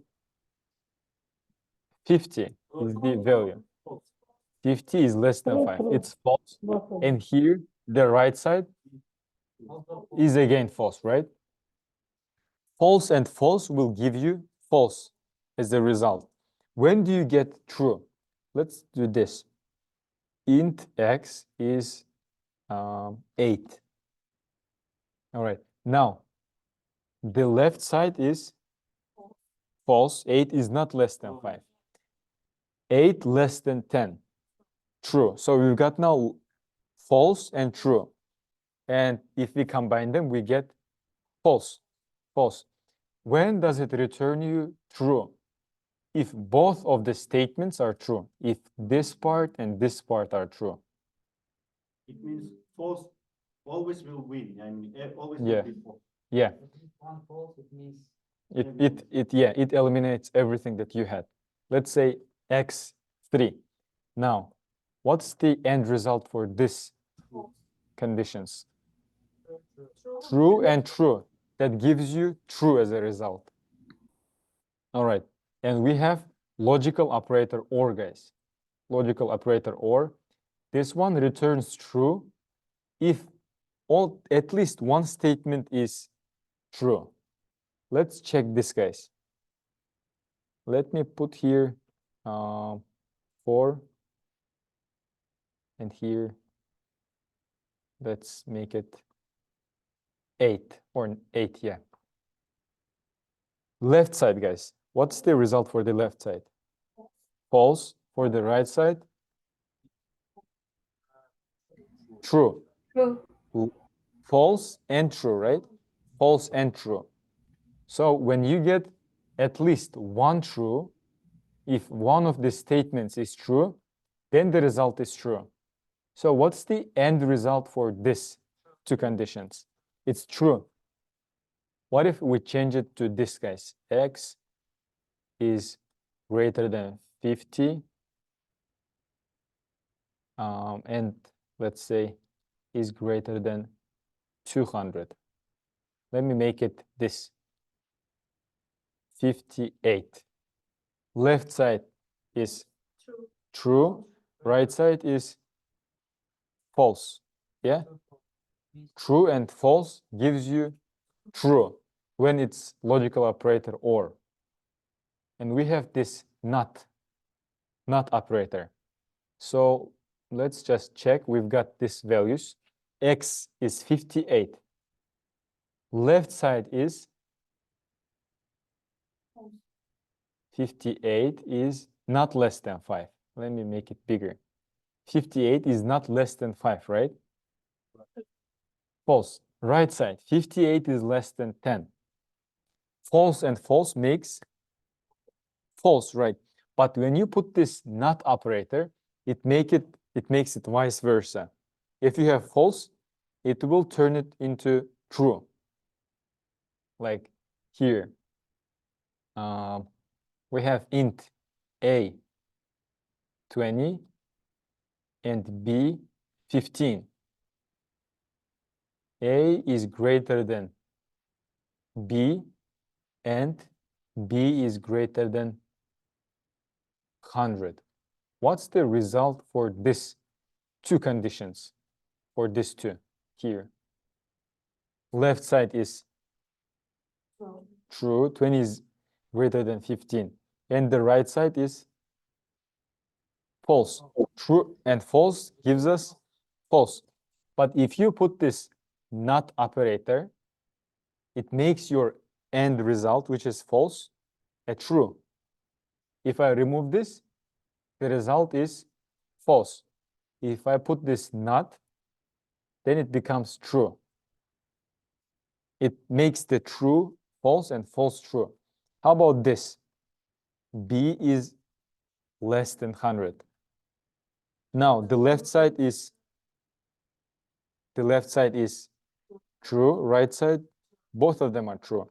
True and true gives us true. When we put here a not operator, it makes your true into false. So it gives us false. It just changes it to the opposite value. It changes it to opposite value. So these are the logical operators. Yeah, what's the reason of using this operator? Not? Yes, and where we can, I mean, It is. For example, here, let me come up with this idea. So let's say take the website, for string, example. we've got this, for example, string email. This is my email, joe@gmail.com. Is this a valid email? Is this a valid email? Invalid.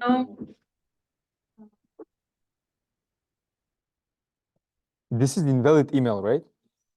Or is it, guys, just 1 second, okay? Yeah. It's not gonna have. Who is it? Oh, okay. Okay, guys. So here we've got email, and this is our email. Is it a valid email? Invalid email. It's invalid email. All right. This is where we can use this not operator. Not. Let's take a look. If email contains,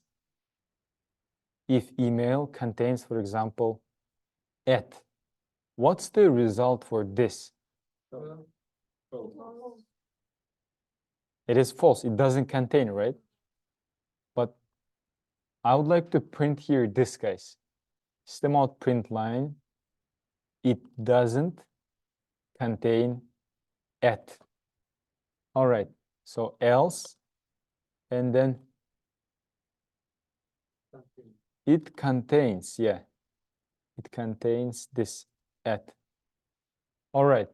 So logically, if you have this email, what should you receive as a message, as an error? Message.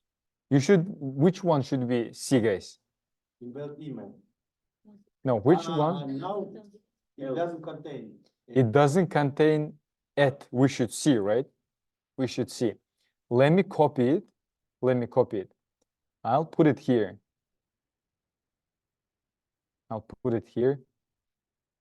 All right. So yeah, because it is, we don't have here system out print lines. All right. So here, when I run this program, guys, what's going to be here in the output? It doesn't contain. All right. Raise your hand if you think it's going to print it doesn't contain. Raise your hand. 1, 2. 1, 2. Okay. It contains. So let's run it. Okay. It contains at. But do we have here at symbol? No. No. Let's check the condition. Email contains at. Is it true or not? It's false. When this part is false, when the condition is false, will it run this code? No. It will go immediately to this else. That's why it's printing it contains. So we can use here not symbol. Not. Look, if I run it, now it prints it doesn't contain at. So if I translate it to English language, it's gonna be email not contains, like email doesn't contain at. Email doesn't contain it. Is it true? It is true. Email doesn't contain. So it adds doesn't. If you remove it, then email contains at. It's false, then it moves to this one. So it basically just changes false to true and true to false. These are the logical operators. And these are the comparison operators. Equal to, less than or equal, greater, less than, greater than or equal to. All right. Create, guys, here in this day 20, a class called example1.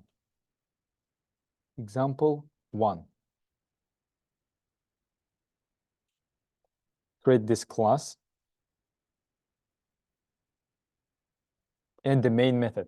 Here we're going to create 4 examples, 4 if-else statement examples. So let's do this, guys. In the example 1, so first, guys, let's check what's going to be in the output if we run this code. Yes, it's going to print us the number is positive. The number is positive. Why? Number Is is greater than 0, right? 10 is greater than 0. So here we check if a number is positive or negative. So the result is this one. All right, write it down, guys, in the IntelliJ IDEA. This one is example 1. So copy this code into the example 1.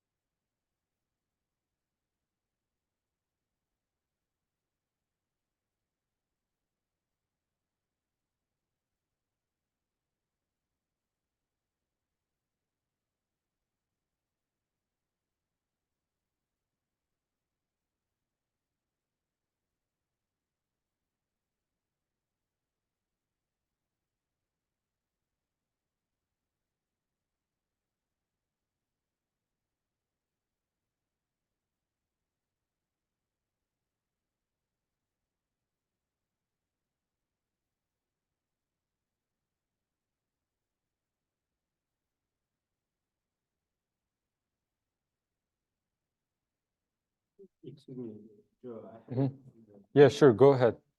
what we done with the multiple conditions, we just You would like to finish the this part, you mean? yeah, what we did, what was it?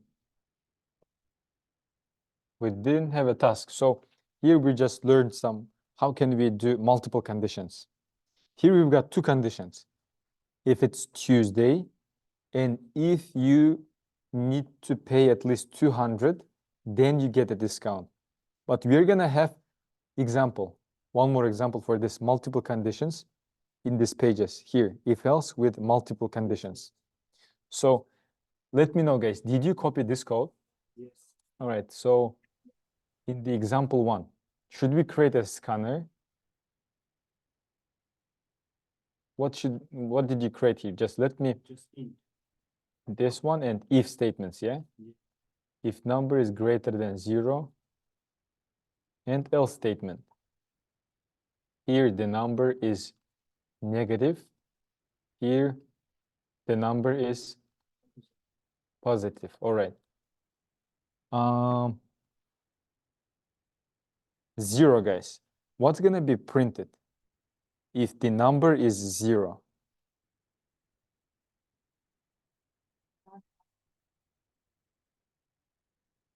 If it's 0, it displays which result? All right. What do you think, guys? It prints us, okay, let's run this. It prints us the number is negative.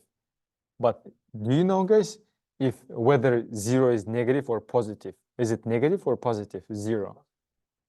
It is positive number, guys. Yeah. How can we make it to print us the number is positive when the number is 0? What? Yeah, you can go ahead. Yeah, greater than or equal, right? Greater than or equal. The number is positive. So now, if it's equal to 0 or greater than 0, it will print us is positive. All right. What if, guys, if I do this condition?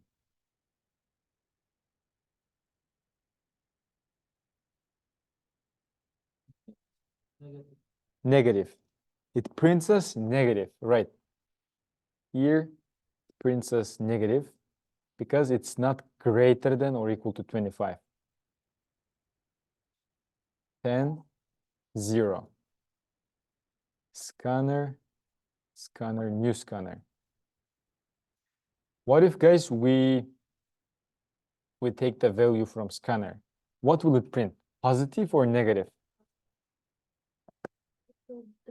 Positive. What number is it? Positive. Do you think it's gonna be positive? Let's run this. All right. It is negative. All right, because of this scanner.nextIn, because we take the input from the user. All right, guys. So let me check if I have grades. Grade begins from score 90. All right. The grade begins. All other is all right. So let me check practice task 2. Number is within the range. Login validation. All right. Create, guys, example 2 here. Example 2. Example 2. So now we move to the example 2. We move to the example 2.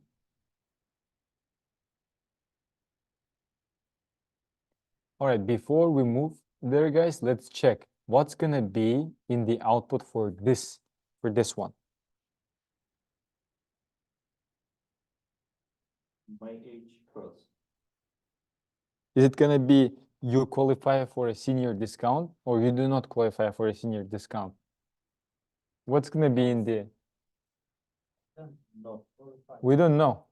I also don't know because the input we take from the scanner, from user. And if we enter, let's say 30, then we don't qualify for a senior discount. If you enter 100, then you qualify for a senior discount. Yep. It is age-based discount. Age-based discount. If you are over 21, then you can qualify for a senior discount. We can change it. So copy this code, guys. Yeah, copy this code into example 2 class. We should take this. Yeah. Yeah, write it down in the IDE.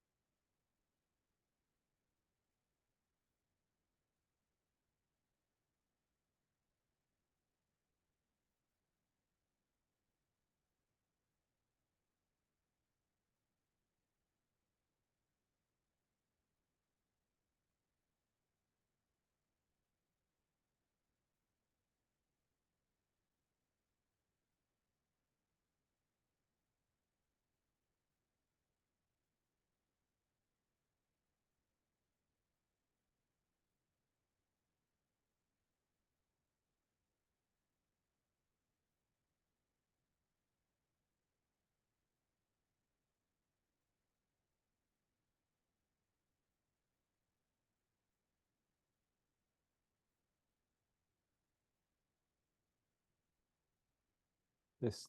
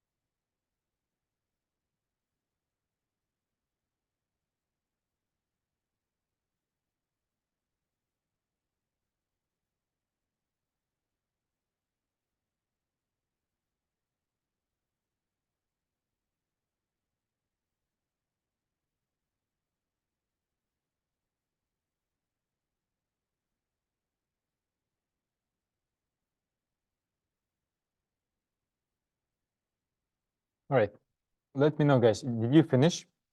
Because we have 25 more minutes. So here, the condition is when we gonna see, guys, you qualify for a senior discount. When? We enter our rate. Yes. If When it's the age greater or equal 65. Yeah, when it's 75 or 65 or 80 or 100. All right, what if I run this program and if I enter, guys, let's say 2000. You qualify it. It prints you qualify for a senior discount. But do you think it's a real number for an age? No. Nobody, like, I believe nowadays nobody can live, right? 2000 years. So how can we make this, guys, validation? We need to make this validation so that you qualify for discount only if you are older than 65 and younger than 123. Can it just and less than 100? Yeah, exactly. So we need to have a range. We have now, guys, only this range. If you are older, if you are 2000, you get. If you are 1000, you get. But we need to put this ceiling, right? We need to put this range. Here we've got the starting point. What's the starting point, guys, to qualify for a senior discount? The starting point. 65. Do we have a ceiling point? The upper point. What time? Yeah, like here we have, but in code, guys, here in the code, do we have it? No. No, we don't have the ceiling point. So we need to make the ceiling point from here to here, the range. We can add here, guys, a logical operator AND. And what do you think, guys? The second condition, how to specify the second condition? Age less than 123. We can write here 124, right? It will take 123 also. Or we can do less than or equal to, but 123. So now we have the starting point and ending point for this age range. And if you enter now 2000, what will it print?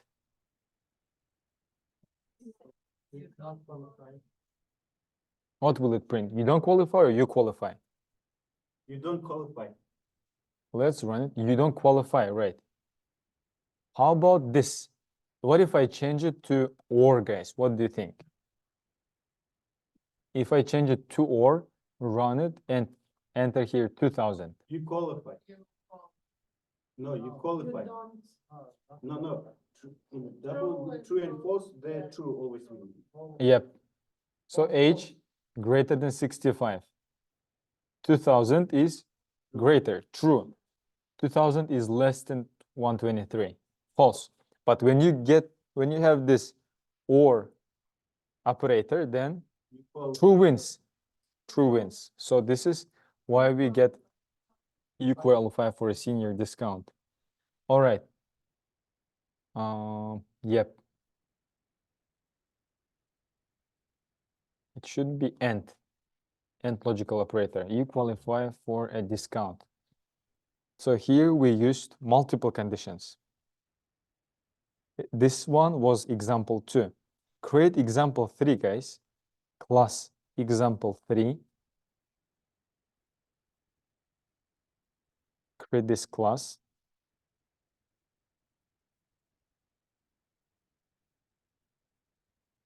And here is the example 3. What's going to be the discount, guys? No, not discount, the output for this one, for this snippet of code.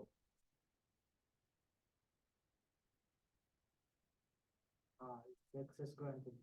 Granted. Do we have access or not? Access granted. We All have right. access. Here we've got 2 conditions, right? 2 conditions. First part is true. 30 is greater than 18. All right, right part has membership. It is also true. So true and true is true. And then we run this code, access granted. Here, access denied. So also write it down in the example 3.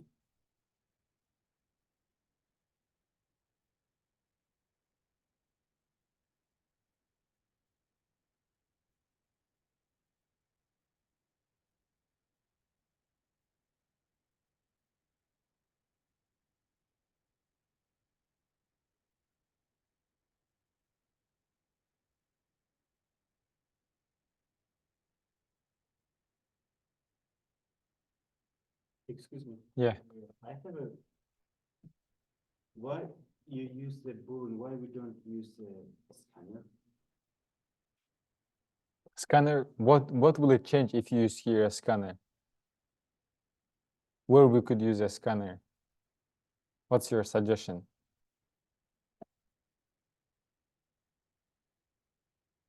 Scanner is used when the customer, somebody input them, but it's in condition we are given the age 30 already. Yeah. That's the reason. So we could use here scanner, and we could enter the age and has membership from user input. Could we enter these 2 values from scanner? These 2. Can we enter these 2 values, age and membership status, from scanner? Can we? Yeah, let's do it, guys. So first, let me know, did you copy this code? Yeah, copy this part.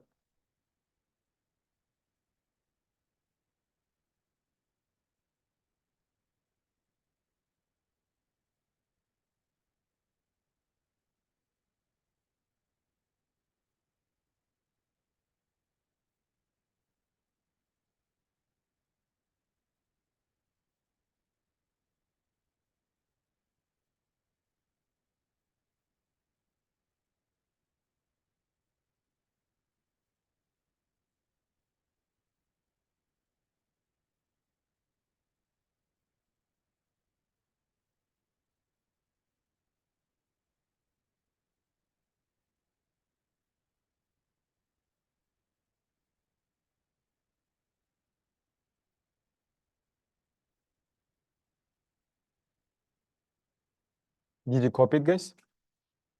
All right, so here is the example 3. All right, how can we make it, guys, more interactive so that this is not 30 always and this one is not true always? How can we make it more interactive? So when I run, it will be custom. input. It will depend from us. How can we make it? Scanner. Yeah, let's use here a scanner. It's really a quick code.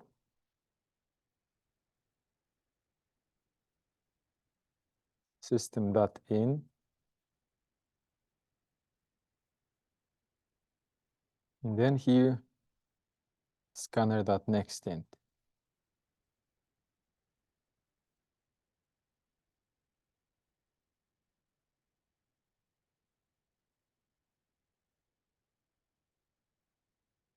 Can we take the value for this membership also using the scanner? Yes. Yeah, we can read it from scanner. Scanner dot next boolean. So now when you run this program, you are given all power to change the flow. You can change it to the right or to the left, to the if statement or to the else statement.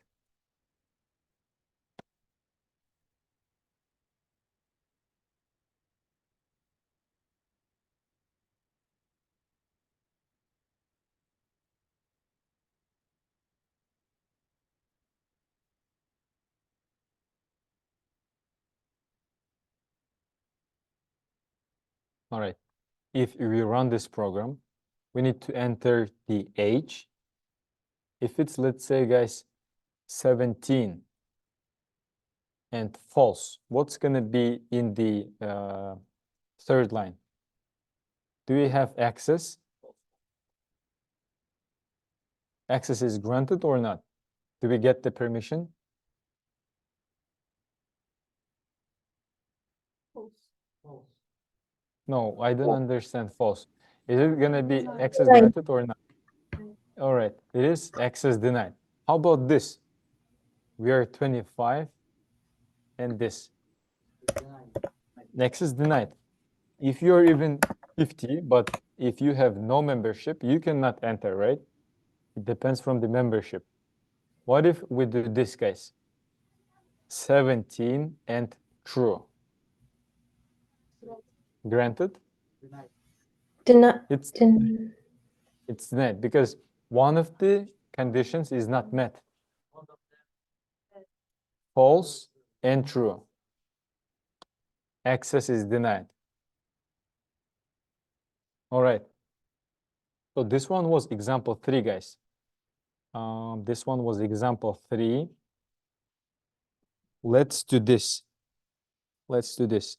A quick task for you guys. Create a class called task1, guys. Class called task1. All right. Write a program that takes from user int number. So when you read this, guys, what are you going to create in the task1 class? Scanner. Scanner should be created and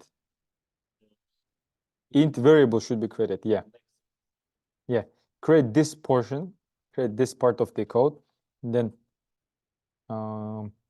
yeah, first finish this part. It's just scanner and variable.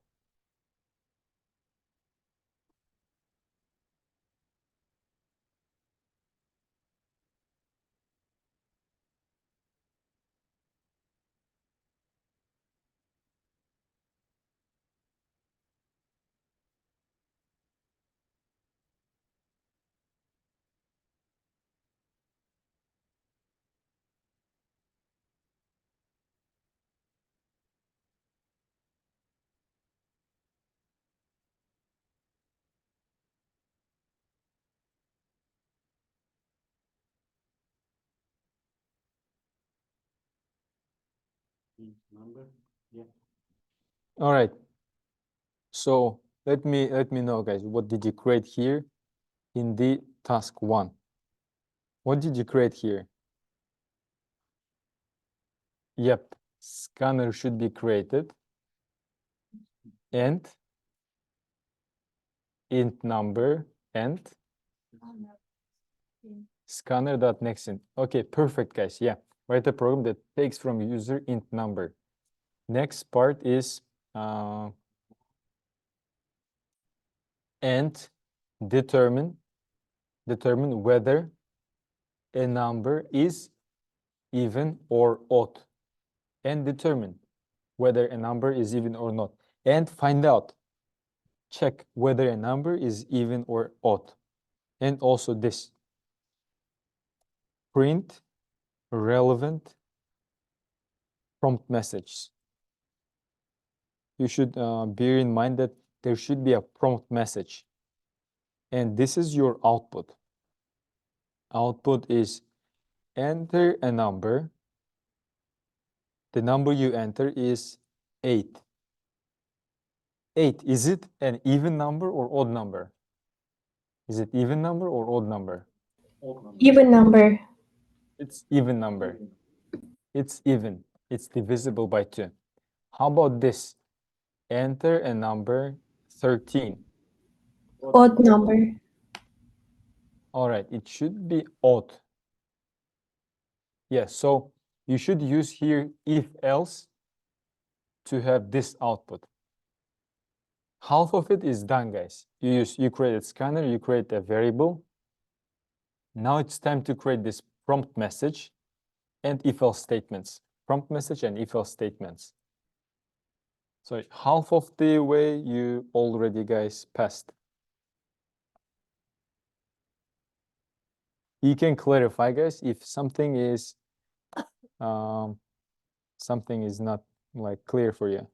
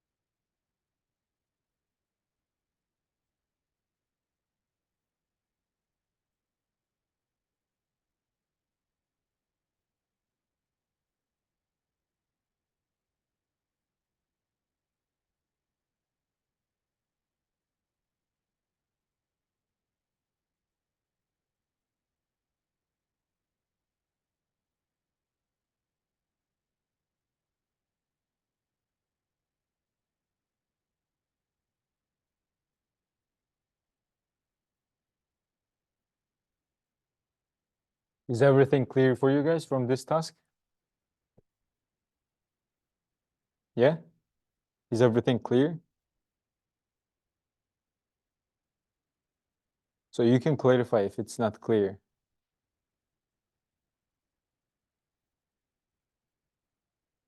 You can ask questions. Like if you don't understand some Yeah, part I of have it. a question. Mm-hmm. Like what do we need to write inside the brackets? I mean the conditions, like how to display if it's odd and like should we need to write like the number divided by 2 and then equals to like something like that? Or how the It should be condition should inside the come out? condition. Oh, Inside the is it like condition, a you need to, formula or something? yeah, like formula. You need to check whether number is divisible. Does it have remainder? You should check this. And you know how can you check if there is a remainder or not? It's like a How do module. Module. Yeah, modulus should be used in the condition.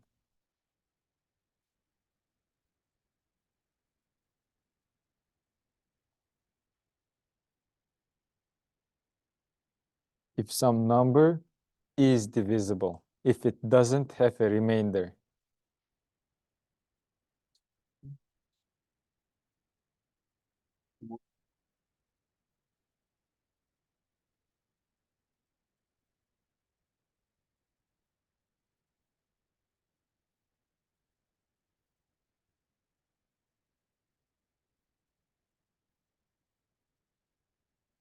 I have a question. Mm-hmm. Did we use this model before on examples or not? We used it, but not today. We used it 2 classes before. This model? Yeah, modulus, percentage operator.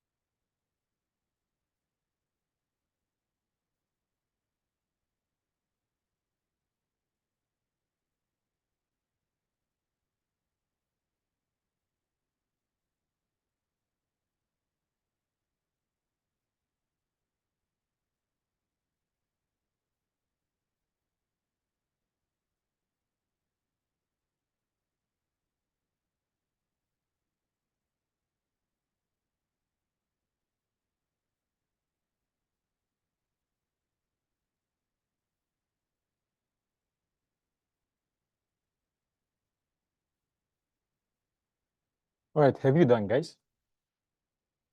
Let me Yes. open the task one here. As of these instructions, what should I add here, guys, first? Here we've got two bullet points. So what should we add? From Prompt the message. Yeah. Enter a number. All right. Next, we need to have if and else. But what's really interesting is what condition do we put here? For example, if something is met, then the result is even. Else, what could be the result? Okay. If it's not even, then it's odd. So the most important part for this task is the condition. We need to check. All right, 26, guys. Is it an even number? Yes. Yeah. Yes. How about 36? Yes. 46? Yes. 98? 101? No. Odd. So how do we check? How do you know, guys? Like Dividing for 2. in your mind. Yeah, it divides by 2, right? What if we do here divide by 2? Do we do like this? No. We need should use another one. we need to use this modulus. Number, let's say I run this program. I enter number 128. 128. Number, like first, is it an even number or odd number? Even number. It's even number. Then 128 modulus 2. What's the result? I mean, 128 modulus 2. The result is Models. 128 modulus 2. Let me open this. No. Before. Let me write here easier number. 6 63. modulus 3. What's the 2. result? Never 2, guys. No remainder. 0. Yeah. It's not division operator. All right. So how about 128 modulus 2? 0. 0. 0, right. So here, this part is equal to, right now, to 0. And how can I write here or say something in Java language like this one equal to 0? Which operator is it? double. Double equal. We can use double equal. Yeah, this is how we can check. So result, is it equal to 0? So run it, 128. All right, so we need to run this task. 128. Result is even. All right, what if I do here, add here 1, guys? What will change in this example if I put here not 0 but 1? It will be odd. Odd number. It will make all even numbers odd. All odd numbers will turn into even. 128 modulus 2. Is it equal to 1? 128 modulus 2. Is it equal to 1? No. No. 0. No. So we get here false, right? When this one is false, will it run this code? No. No. It will run this code. So 128. It prints us odd because the condition is wrong. It's built wrong. It should be this way. All right. How about this, guys? Let's quickly make this. So have you done with this example? Yes. All right, you done with this example, then let's do this. We're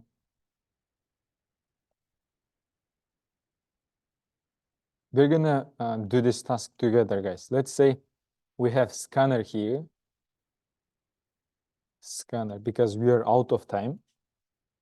system dot, yeah, it's U task. Like we're gonna do it together. U task. We take here number. All right. And then this.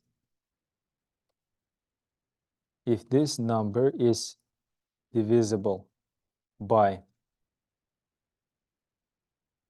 if this number is divisible by 2, print, guys,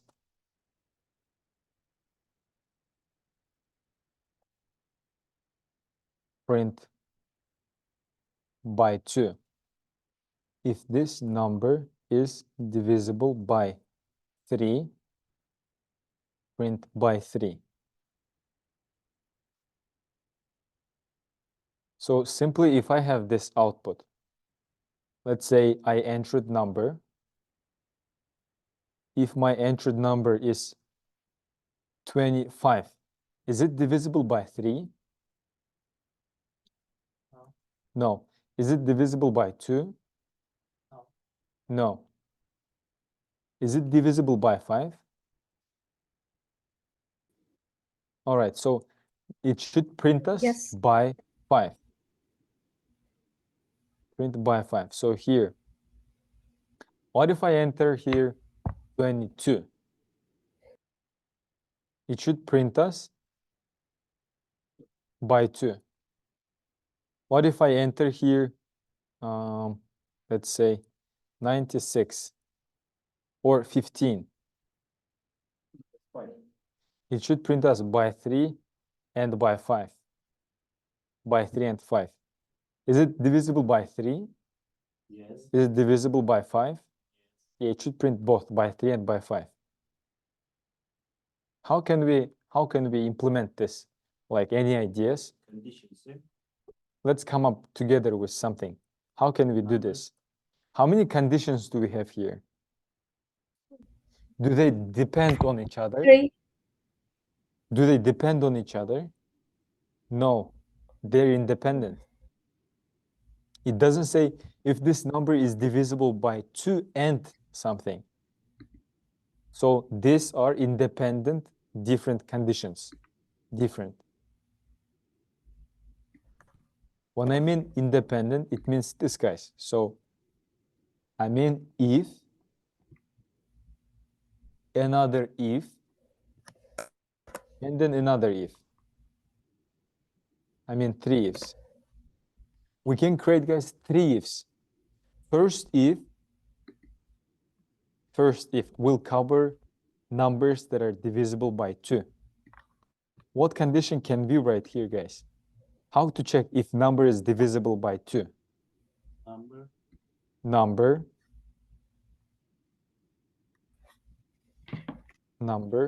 if it's divisible by 2. Modulus 2 and Equal to 2. equal to 2, right? No. Equal 0, 0. Equal to 0. So 36 modulus 2, 36 modulus 2. Is it divisible? 36. Is it divisible by 2? 36. It is divisible by 2. So print for this by 2. And then we need to cover another example. Number, guys, number what? When it's divisible by 3.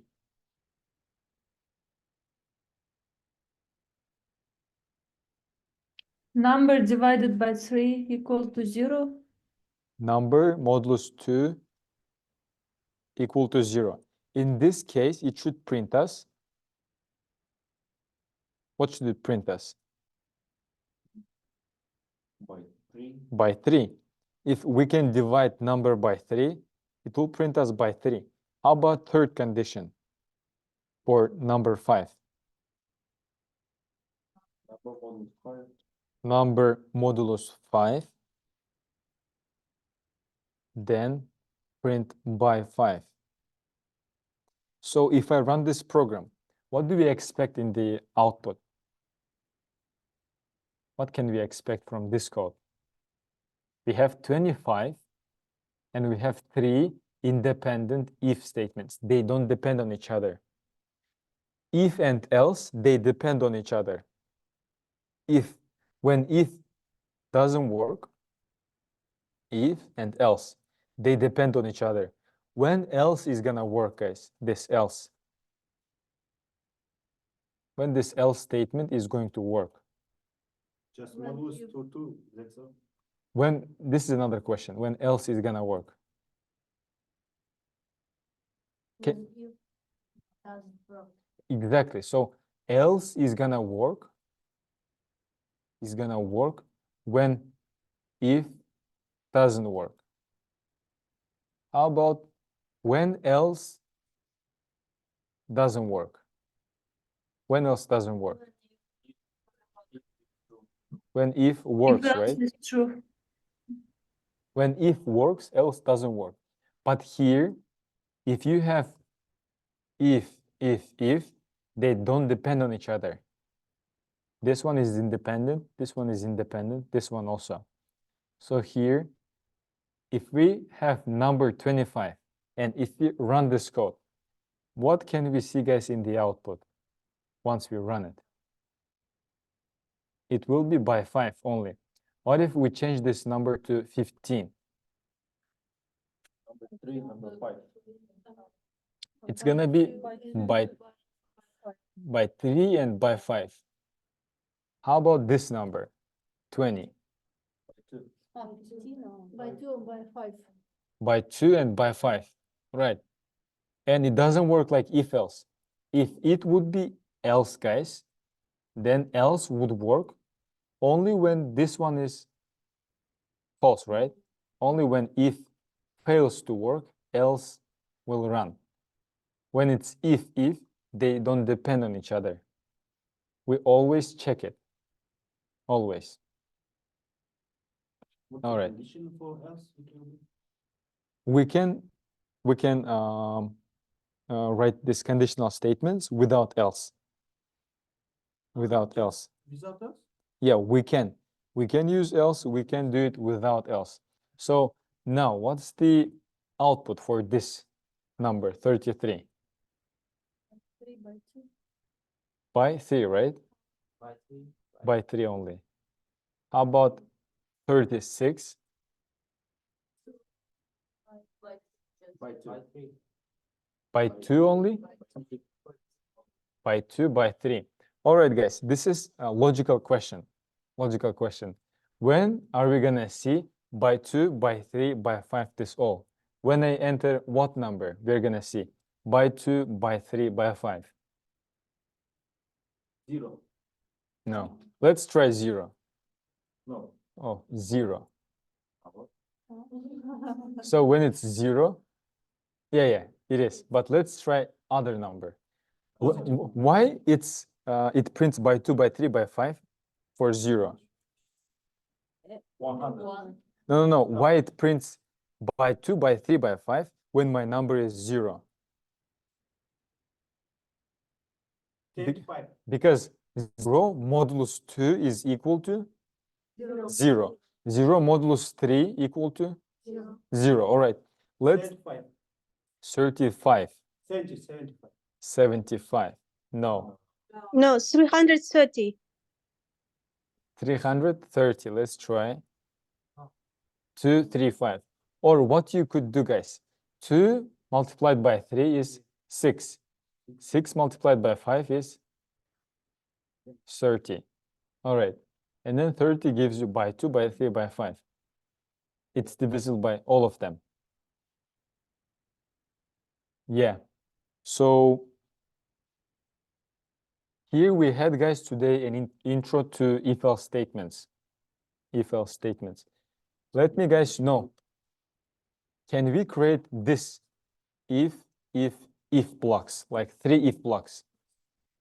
Can we create here Yes. if else, if? Yeah, why not? We can. This one doesn't depend from this one. How about this else? Does this else depend from this if? No. Yes. Does this else depend from this if? No. Yeah. They know about each other. This if knows about this else. The last if, yeah? No, this was second. Here, if we categorize them into multiple families, here, how many families do we have? 3 families, right? How many families do we have now? Still 3, still 3. How many families do we have now? 4. This if doesn't depend from any of this. This else doesn't depend from this if, from this else. It depends only from its own if. All right. When will it, guys, enter this else statement? When will it run it? When this else statement will work. When this one doesn't work. If it's false, will it work, this else statement? Will it run it? Yep. When if condition is true, will else work? Yeah, this one doesn't work. So in today's lesson, we learned only if and else. If else statements. What else did we learn, guys? Did we learn multiple if statements? Did we learn this? Multiple if statements. All right. What did we learn else? What else did we learn?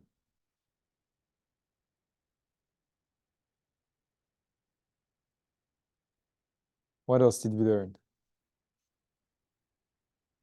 Ziad Ece? Yeah, we can include it inside this one. Is there anything we learned apart from this? Modulus we knew. What operators? Logical operators. All right, what else? Did you know before that equal equal is not assignment? How do you call these operators?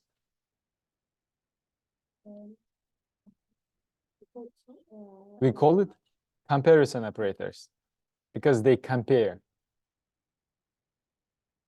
These are the logical, these are the comparison. All right, logical comparison. All right, did we learn this, guys, that we can have multiple conditions inside the if? Did we learn it? Yeah. So guys, this is it for today. Next class, we're gonna learn more about the if else. All right, guys, see you. Thank you. Yeah, I stopped it.